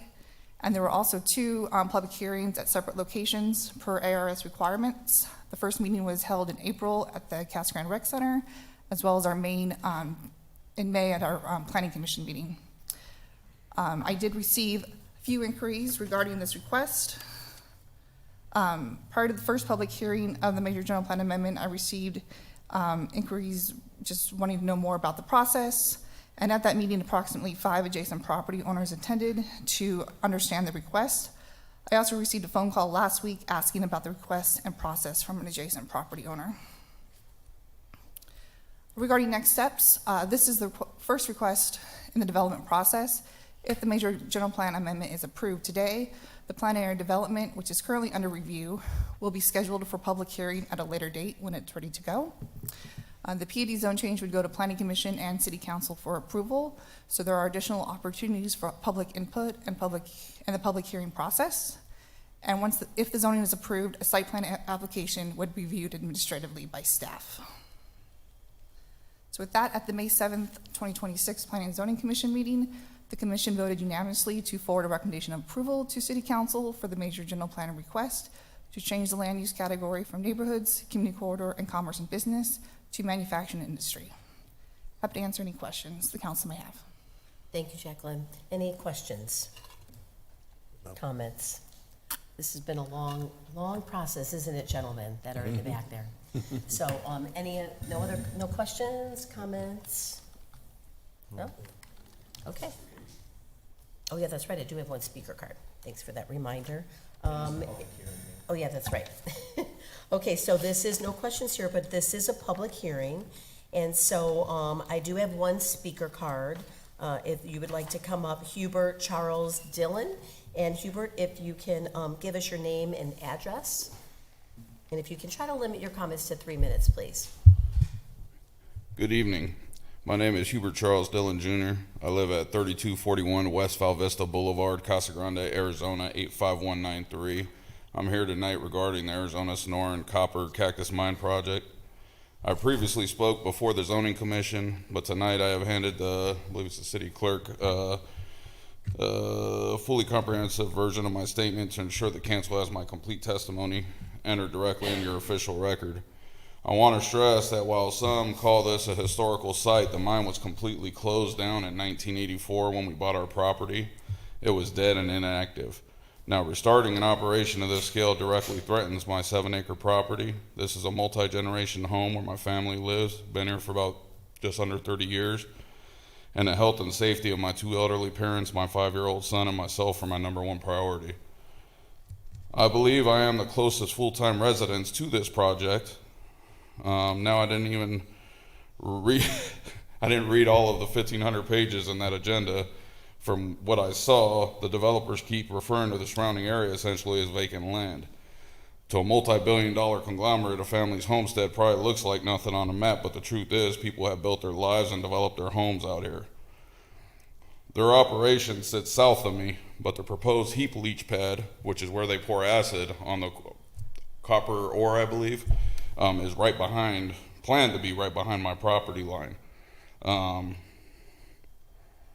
They're talking about putting a dirt berm to separate us, but I believe that leach pad is going to be right in the area, less than 1,000 feet from my door. I actually think it's closer to 600 to 800 feet, which is another question I'd like to be answered. Why are the crushing and chemical areas being put in close to the residential areas out there?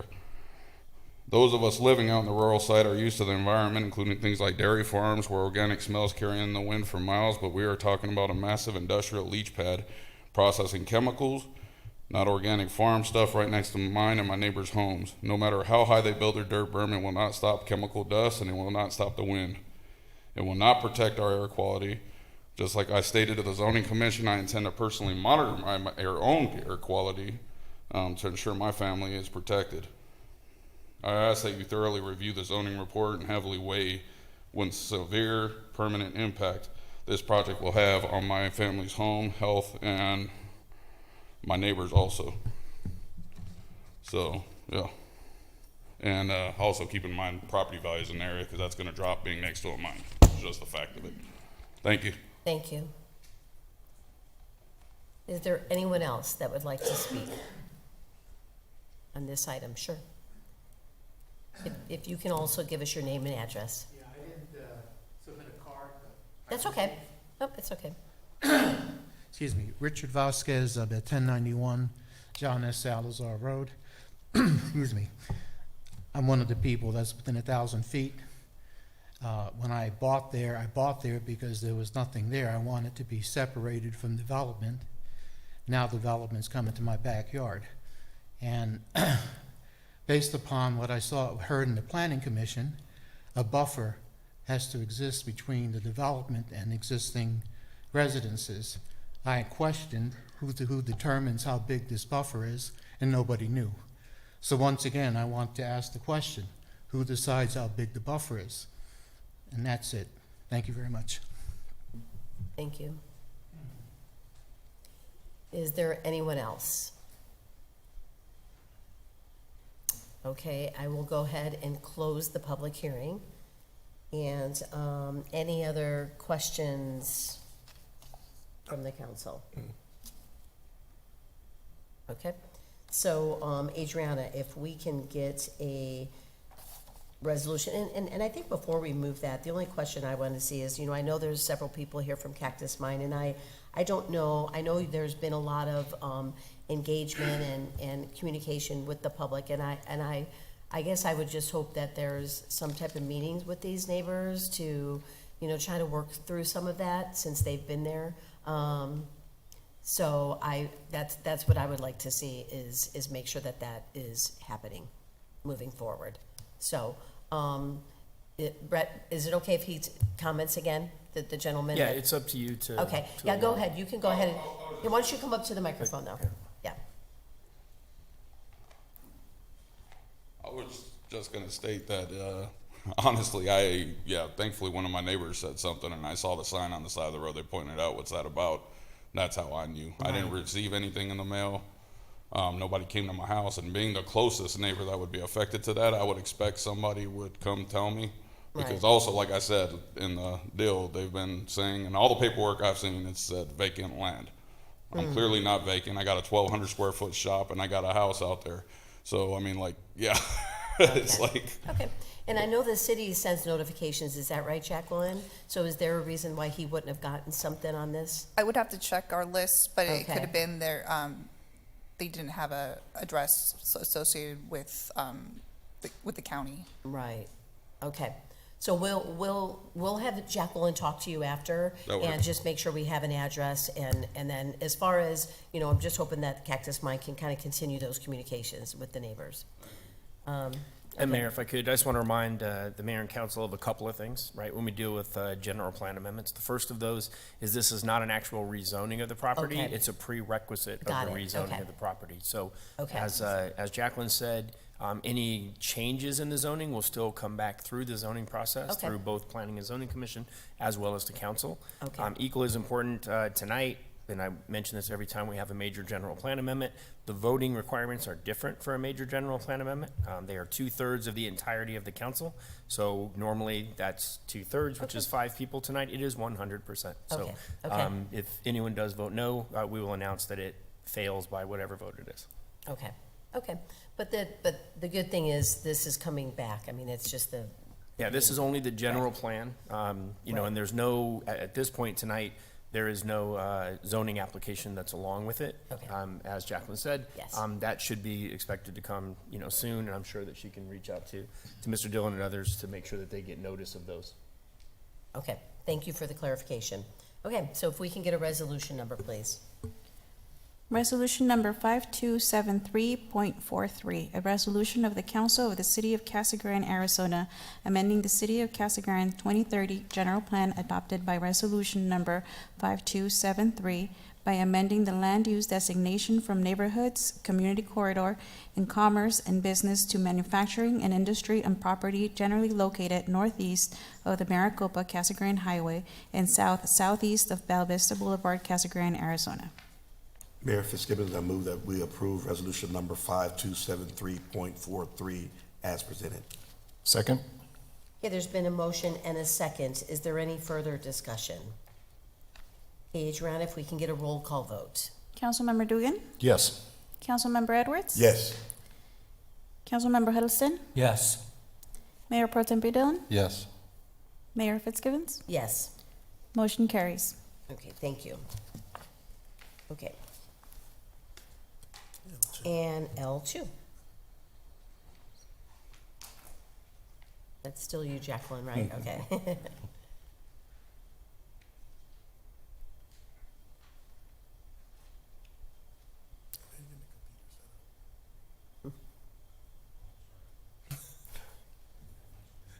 I'm not the only one.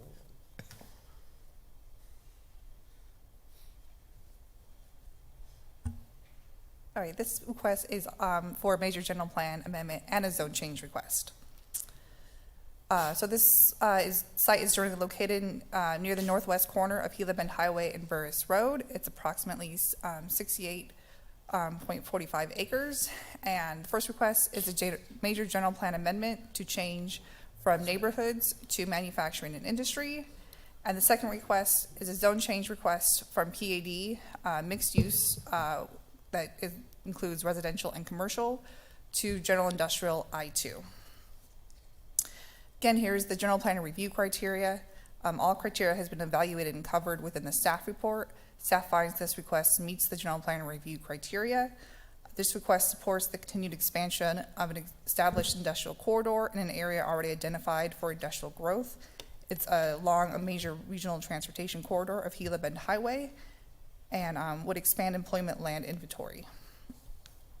Moving on to the zone change review criteria. Here's the 3 zone change criteria covered in the staff report, and I'll be going over these in a little more detail, which also associates with the general plan. So the first is that the action is consistent with the city's general plan, including the goals, policies, and other applicable elements.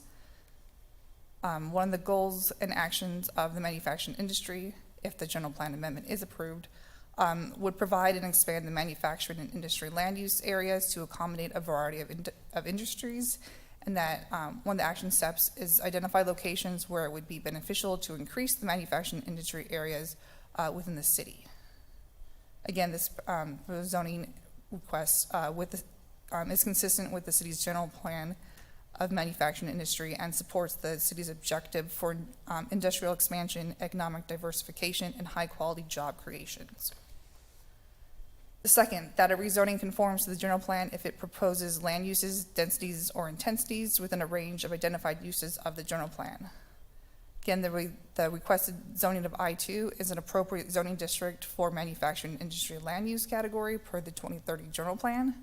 And while there's not specified density nor intensities for this land use category that pertains to general industrial development, this is usually looked at the site plan stage, and that the requested zoning for general industrial I2 is appropriate in the manufacturing and industrial land use category, and compatibility can be achieved through design at the site plan review time. And that to ensure that it's appropriate compatibility, staff has developed conditions of record for the site as well, which will be covered in additional slides. And third, that the proposed zone change is necessary and proper at this time to meet the land use needs of the residents of the city. Again, the city's current demand for general industrial land is significant, and this rezoning would expand that available area. Through conditions of record associated with the zone change and during the site plan process, staff will ensure that appropriate buffers and mitigation measures will be incorporated into the final design to ensure development is compatible with the existing residential development in the area. Regarding stakeholder engagement efforts, staff and the applicant met all the requirements per the city code and ARS for the major general plan amendment. Again, there was a 60-day review period, public notice. Notices were mailed out to property owners within 1,000 feet. Again, there were 2 public hearings for the major general plan amendment. I did receive 1 phone call prior to the first public hearing inquiring about the project, and 1 email prior to the second planning commission meeting inquiring if the access would be off Burris or Gila Bend Highway. And I just noted that that would be done at the site plan level. At the May 7th Plan and Zoning Commission meeting, the commission voted unanimously 7-0 to forward a recommendation of approval to City Council for the major general plan amendment to amend the land use category from neighborhoods to manufacturing and industry. Regarding the zone change, staff recommended the following conditions. These are typically what we've seen for projects that are wanting to request I2 zoning along gateway corridors. In this case, it was Gila Bend Highway, with regards to aesthetics, elevations, and architectural standards. We also include the condition of no conditional use permits for uses involving the storage, utilization, or manufacturing of volatile or explosive materials or products shall be allowed. And we also added an additional 200-foot building setback from the existing residential development to the east of the site. And then our 4th condition is our typical right-of-way request. However, at the May 7th Planning Commission meeting, the Commission voted 5-2 to forward a recommendation of approval to City Council with the following conditions of approval, adding 5 and 6. They wanted, their conditions included all conditional uses of the I2 zone are prohibited within 600 feet of the future right-of-way for Burris Road, except for automobile repair services, automobile washing establishments, daycare centers, and wireless telecommunication facilities.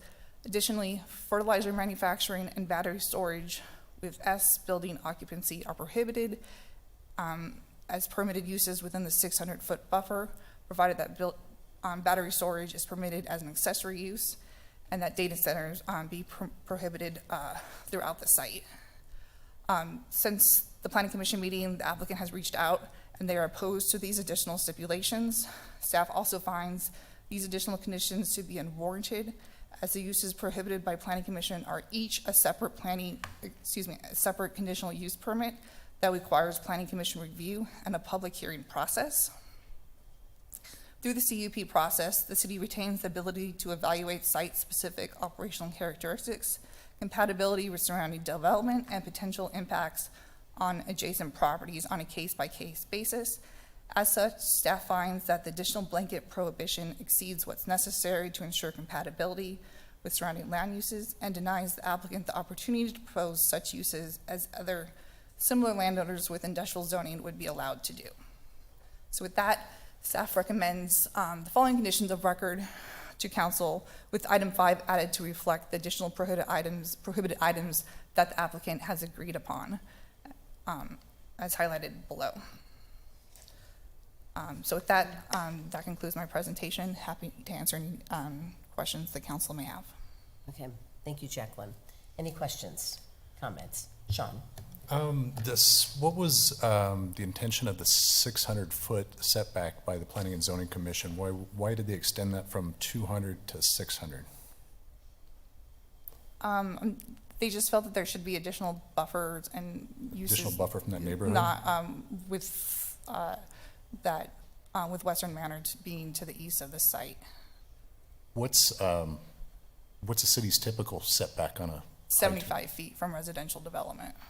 So they went from 75 to 200, then to 600?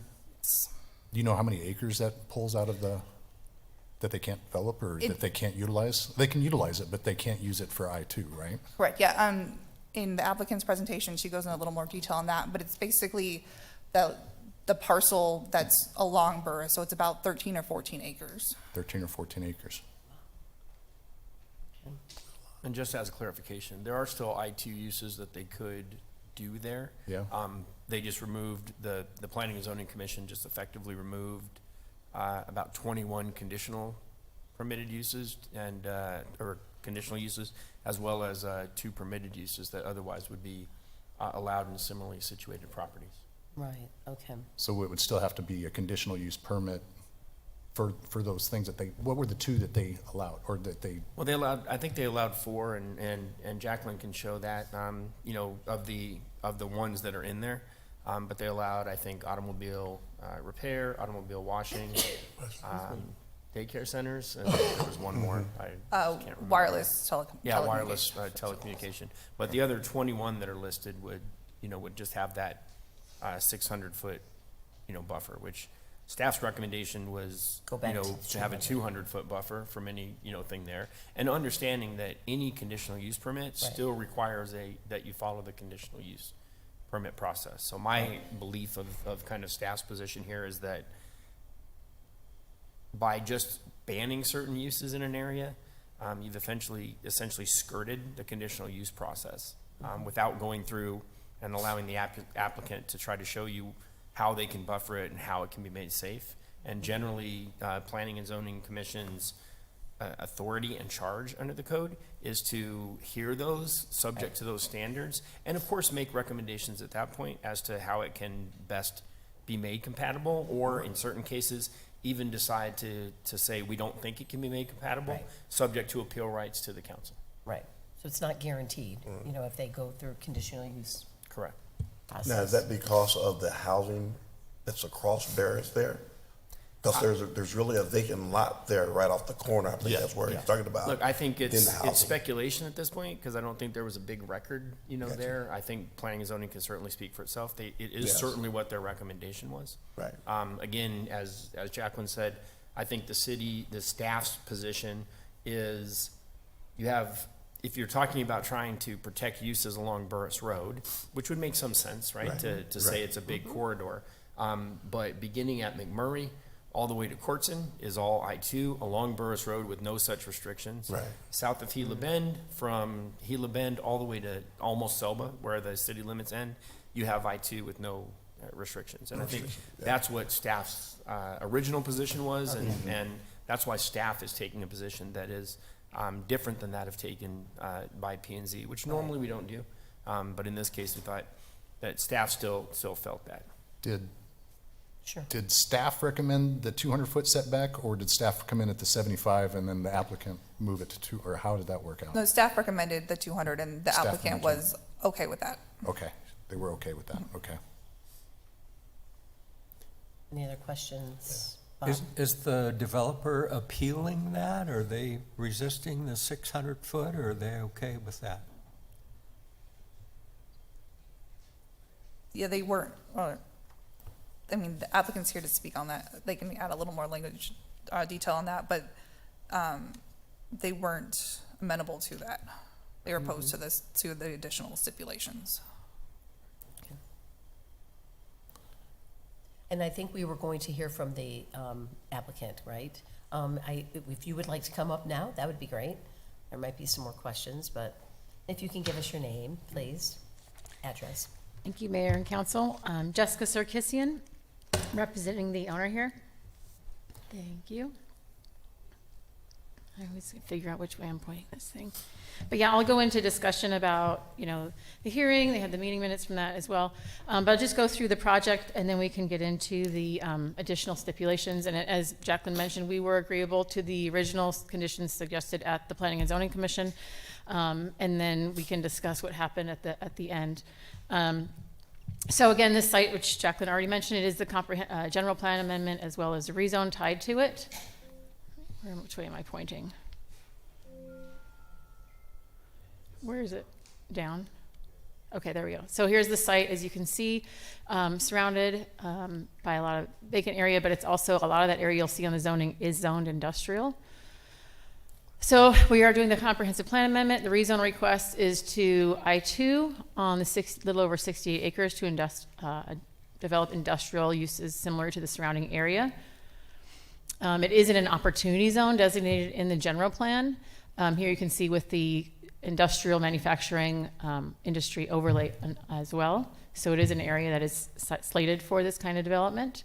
The area continues to draw interest. A lot of partners with companies that are in the area and regionally and nationally are coming to this area. It was part of the general plan process that was sought out, that when you guys did your economic development studies, that employment was a high desire for this area. So currently you can see that you have the neighborhood's land use category here, and it is surrounded by the manufacturing and industry. The area has kind of developed around this area, and you can see with the Western Manor right there, and I'll show you exactly what happened in a little more detail. So previously in 2006, there were some PADs in this area. When things were going crazy, everything was just going through. There were a lot of master plan PADs scheduled for this area. And so I wanted to highlight that you can see Western Manor there on the east side, and the residential zones PADs, which have not developed since 2006. Acacia Farms, you can see to the south, and Fiore in red, the one above, also circled in red. They all have been rezoned already to industrial.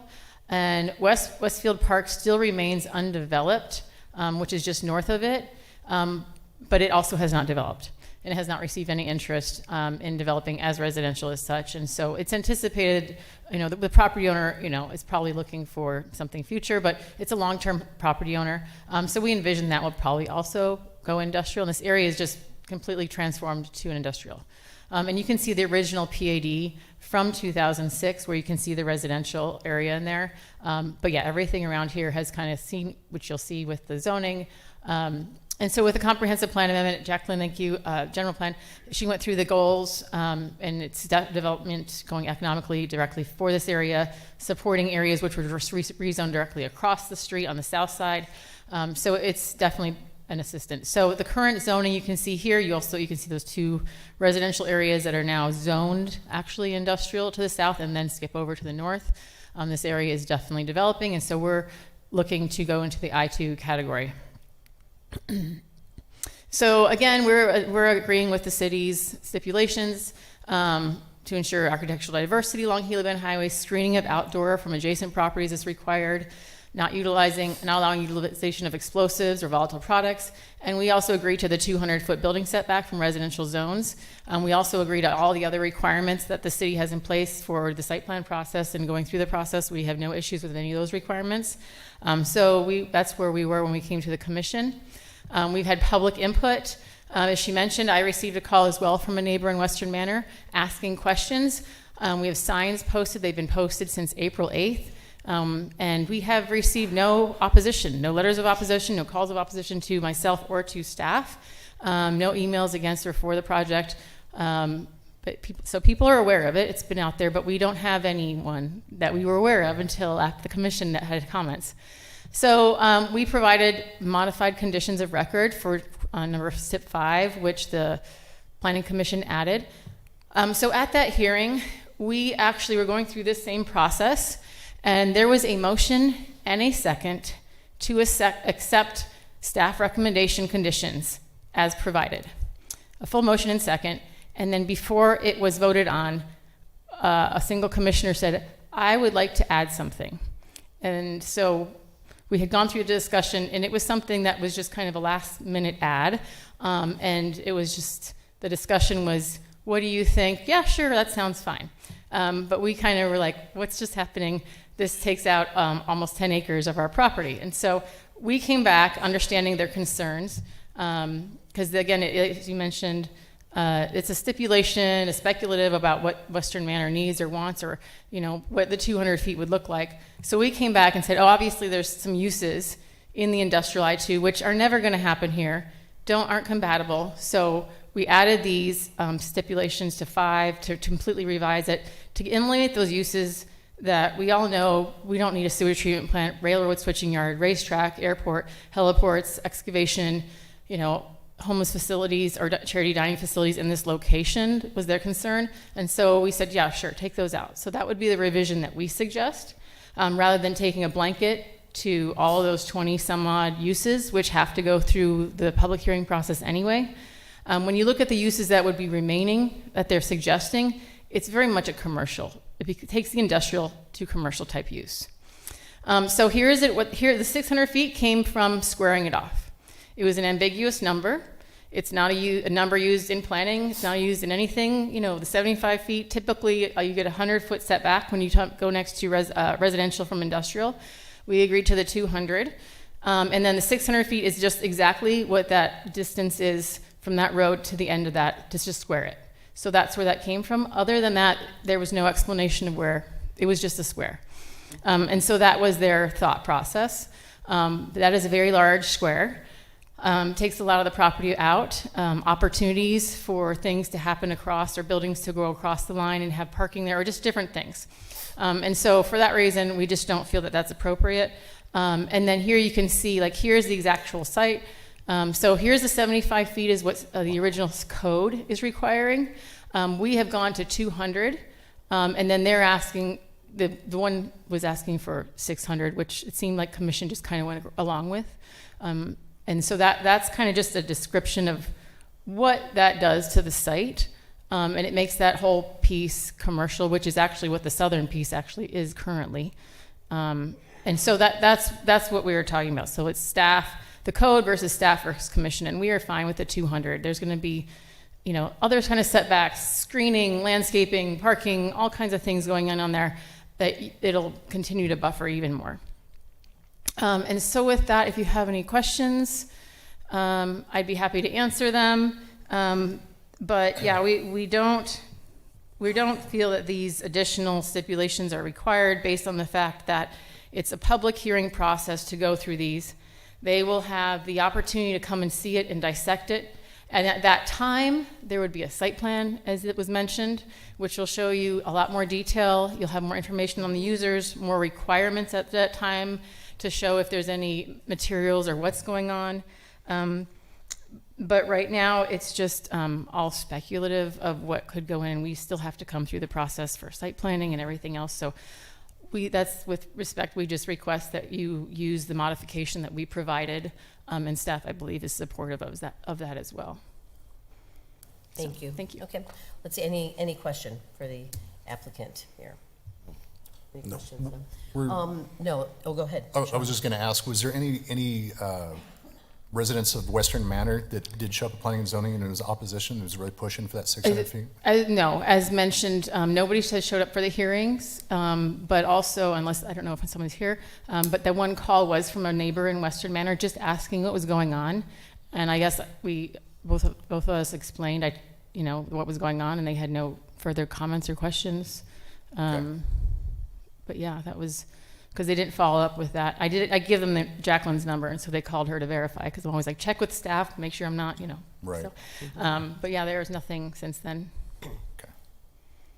And no, thank you. My question is, I understand, the setback, kind of a unique number that they came up with there, but there was also questions on data center. And I believe that they asked to have it as a prohibited use, and but then I know staff is recommending and you to keep it in. And I think what's important here is, obviously, when you see a neighborhood right there, that is concerning if you're going to put a data center right there on the corner with 200 feet. We all know the controversy and everything with data centers, but I believe there is a right place for data centers. And so with this, I think you and I have talked and talked to others about, the thing is, by not by keeping data centers as a possible use, we have to remember that there is a conditional use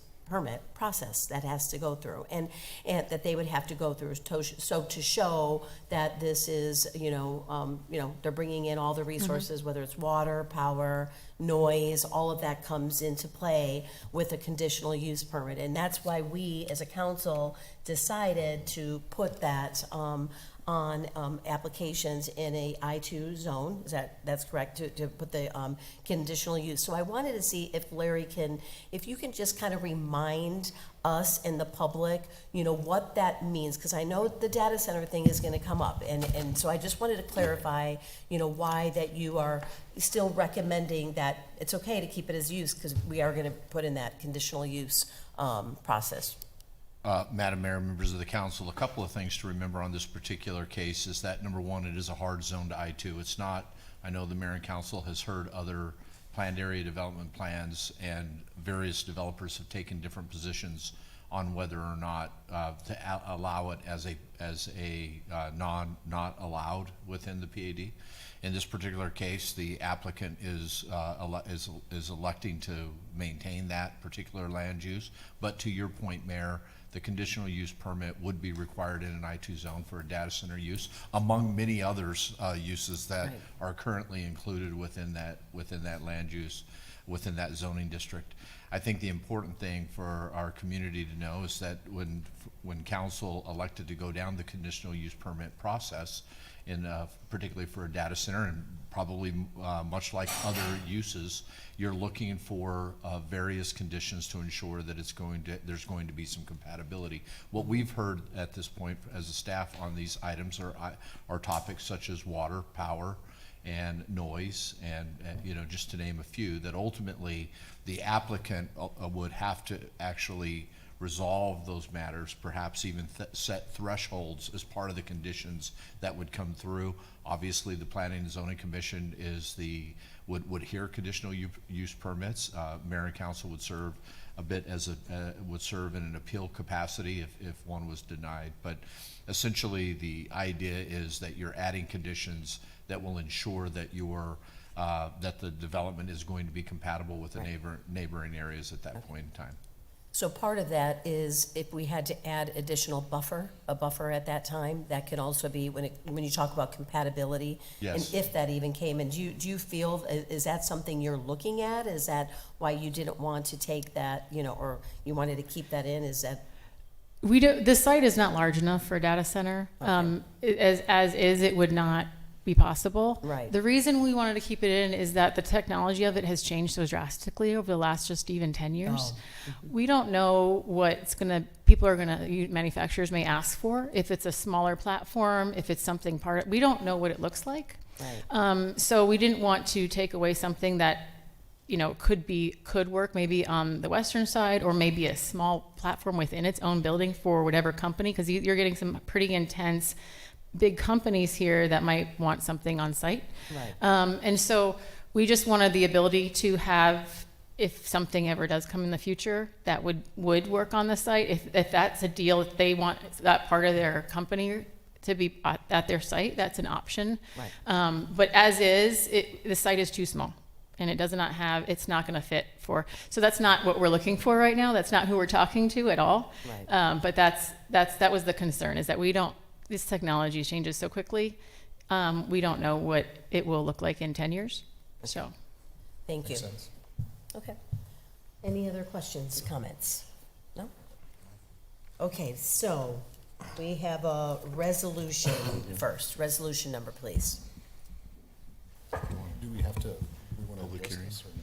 Do we want to what? Adjust this? Oh, are we going to Setbacks? adjust You it? still have a public hearing that you Oh, want to we're- conduct first, and then we Okay. can talk about the items. Okay. Okay, guys, so you're right. Public hearing. Is there anyone that would like to come up and speak? I'll go ahead and open the public hearing. Okay. Looks like no one would like to. I'll go ahead and close the public hearing. Anything else from the council?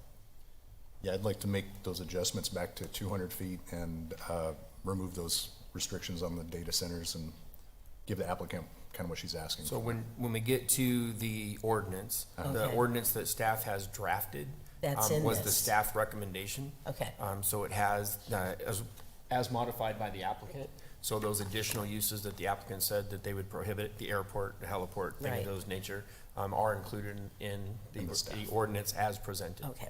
Okay, Okay. it is as presented. So you don't have to Correct. amend So it. the additional requirements that were added by P and Z, they're available if we want to amend the ordinance, but the ordinance as drafted Got is it. for the staff recommendation as modified by the applicant. Got it. Thank you. Okay. Yeah, thank you for that clarification. So we'll go ahead and start with the resolution number, please.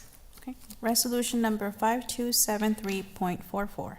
A resolution of the Council of the City of Casa Grande, Arizona, amending the City of Casa Grande 2030 General Plan adopted by Resolution number 5273 by amending the land use designation from neighborhoods to manufacturing and industry on property generally located west of the northwest corner of Hilla Bend Highway and Buras Road, Casa Grande, Arizona. Mayor Fitzgibbons, I move to approve resolution number 5273.44 as presented. Second. Okay, there's been a motion and a second. Is there any further discussion? Okay, if we can get a roll call vote? Councilmember Dugan? Yes. Councilmember Edwards? Yes. Councilmember Huddleston? Yes. Mayor Pro Tem Dillon? Yes. Mayor Fitzgibbons? Yes, Motion carries. thank you. Okay, now for the ordinance. Okay, ordinance number 1178.476, an ordinance of the Council of the City of Casa Grande, Arizona, amending zoning ordinance 1178 and its subsequent amendments by changing the zoning from Plan Area Development, PAD, to General Industrial I-2 on property generally located near the northwest corner of Hilla Bend Highway and Buras Road, Casa Grande, Arizona. Mayor Mayor Fitz, Fitzgibbons, I'll move to approve ordinance number 1178.476. second. Okay, there's been a motion and a second. Is there any further discussion? Adriana, if we can get a roll call vote? Councilmember Dugan? Yes. Councilmember Edwards? Yes. Councilmember Huddleston? Yes. Mayor Pro Tem Dillon? Yes.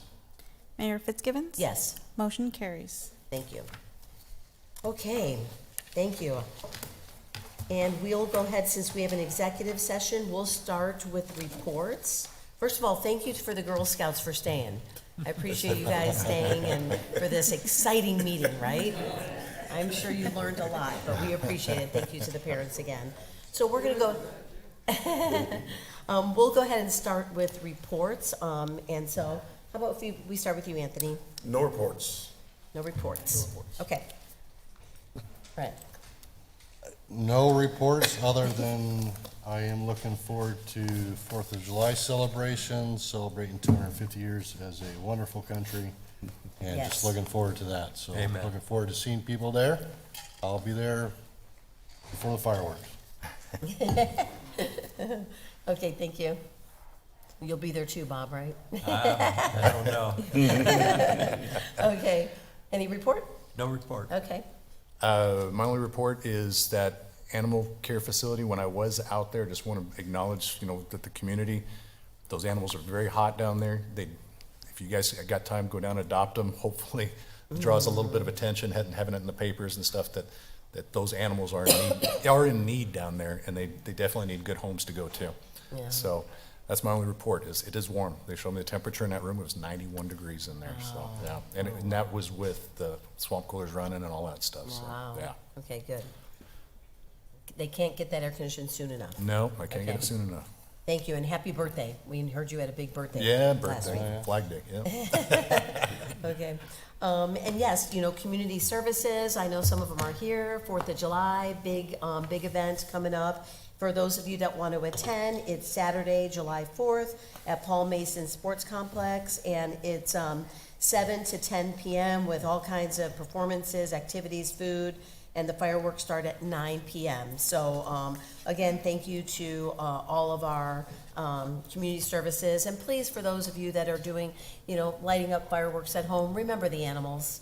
Remember the animals. We do get a lot of complaints on 4th of July with all the fireworks that are going off, and the concern, what happens with our animals at home. So Everyone be safe there. Let's see, we talked about this last time, there are several cooling stations that are gonna be around town. Your sister was so nice, she works for Seeds of Hope, and so she put flyers together for us that shows all the different cooling stations that are in town. It's gonna be on our website. And then we are gonna be offering, an after-hour cooling station from 6:30 to 10 PM at the Lencola Recreation Center. We've been working with our local churches, and nonprofits to help, provide snacks and things like that and volunteer at the Lencola Center. So this is going to start July 1st, if not sooner, might be even a little sooner. So we're trying, Barbara, to, get some, relief out there. So if anyone has any questions, please contact us, and then the information is on the website. I'll make sure I give you guys those. Let's see, this Friday, Juneteenth, yeah, it's actually this Friday from 4 to 7 PM at the Recreation Center. They're celebrating Juneteenth. There's going to be lots of activity, culture, books, art station, games. So if anyone would love to come join, it's part of the Arts and Culture Commission and some of our local community volunteers. It's going to be a great celebration at the parks or the Recreation Center. So please join us. July 6th, the meeting is canceled, so there will not be a July 6th City Council meeting. Our next meeting will be July 20th. Again, to remind everyone, the city has a new billing system. You probably received the information in the mail. That starts, let's see, they're not processing business transactions, and they're gonna start that June 29th through July 10th, but there will be staff available to assist people if they have any questions on that whole onboarding piece. Let's see, you guys probably saw that the governor did pass and the legislature did pass a budget. So after, let's see, a total of 2,100 legislative measures, 217 bills were passed to date. The governor signed 125 and vetoed 63. So it's been a nice, long legislative session, and the bipartisan budget results in about $18.3 billion for the fiscal year 2027. Obviously, there's a lot of, we've all been getting updated on many of those bills. The ones that we were happy to see did not pass, and that we were following, you guys might remember, is Senate Bill 1431. That's the one that prohibits municipalities from imposing design requirements for single-family homes, and the other one, HCR 2016, was where they were proposing a moratorium on tax and fee increases. So we were happy to see that those did not move forward this year. So, but again, if you want to update, I know we've been getting updates on all the different bills passed, but that's good that that's done. The groundbreaking, thank you to all of our staff that has been working with Gorman and Company. Several of us were on the council when we, back in 2019, where we were working to revitalize the downtown. And so it's just so nice to see this project come to life with the groundbreaking. So we're excited to see this multifamily project. If you guys are, for those of you that weren't able to come, if you go across the tracks there on Main Street, you're gonna see there's a lot of activity already going on over there. So, so that was great. And then today I went to Casa Palomino ribbon cutting. And yes, another Mexican food restaurant. That was the thing. And I thought they were so clever when they put their advertisement when they were coming to Casa Grande, because of course we hear another Mexican food restaurant. And I loved how they said, yes, it is. And it was delicious. And, was so glad to see them bringing back activity to that restaurant there. Right there on Florence Boulevard in Pinell. So great food and great restaurant. So with that, I'll go ahead and take a motion to go into executive session. So move. Second? Okay, all those in favor, please signify by saying aye. Aye. Any opposed? Okay, thank you everyone for coming.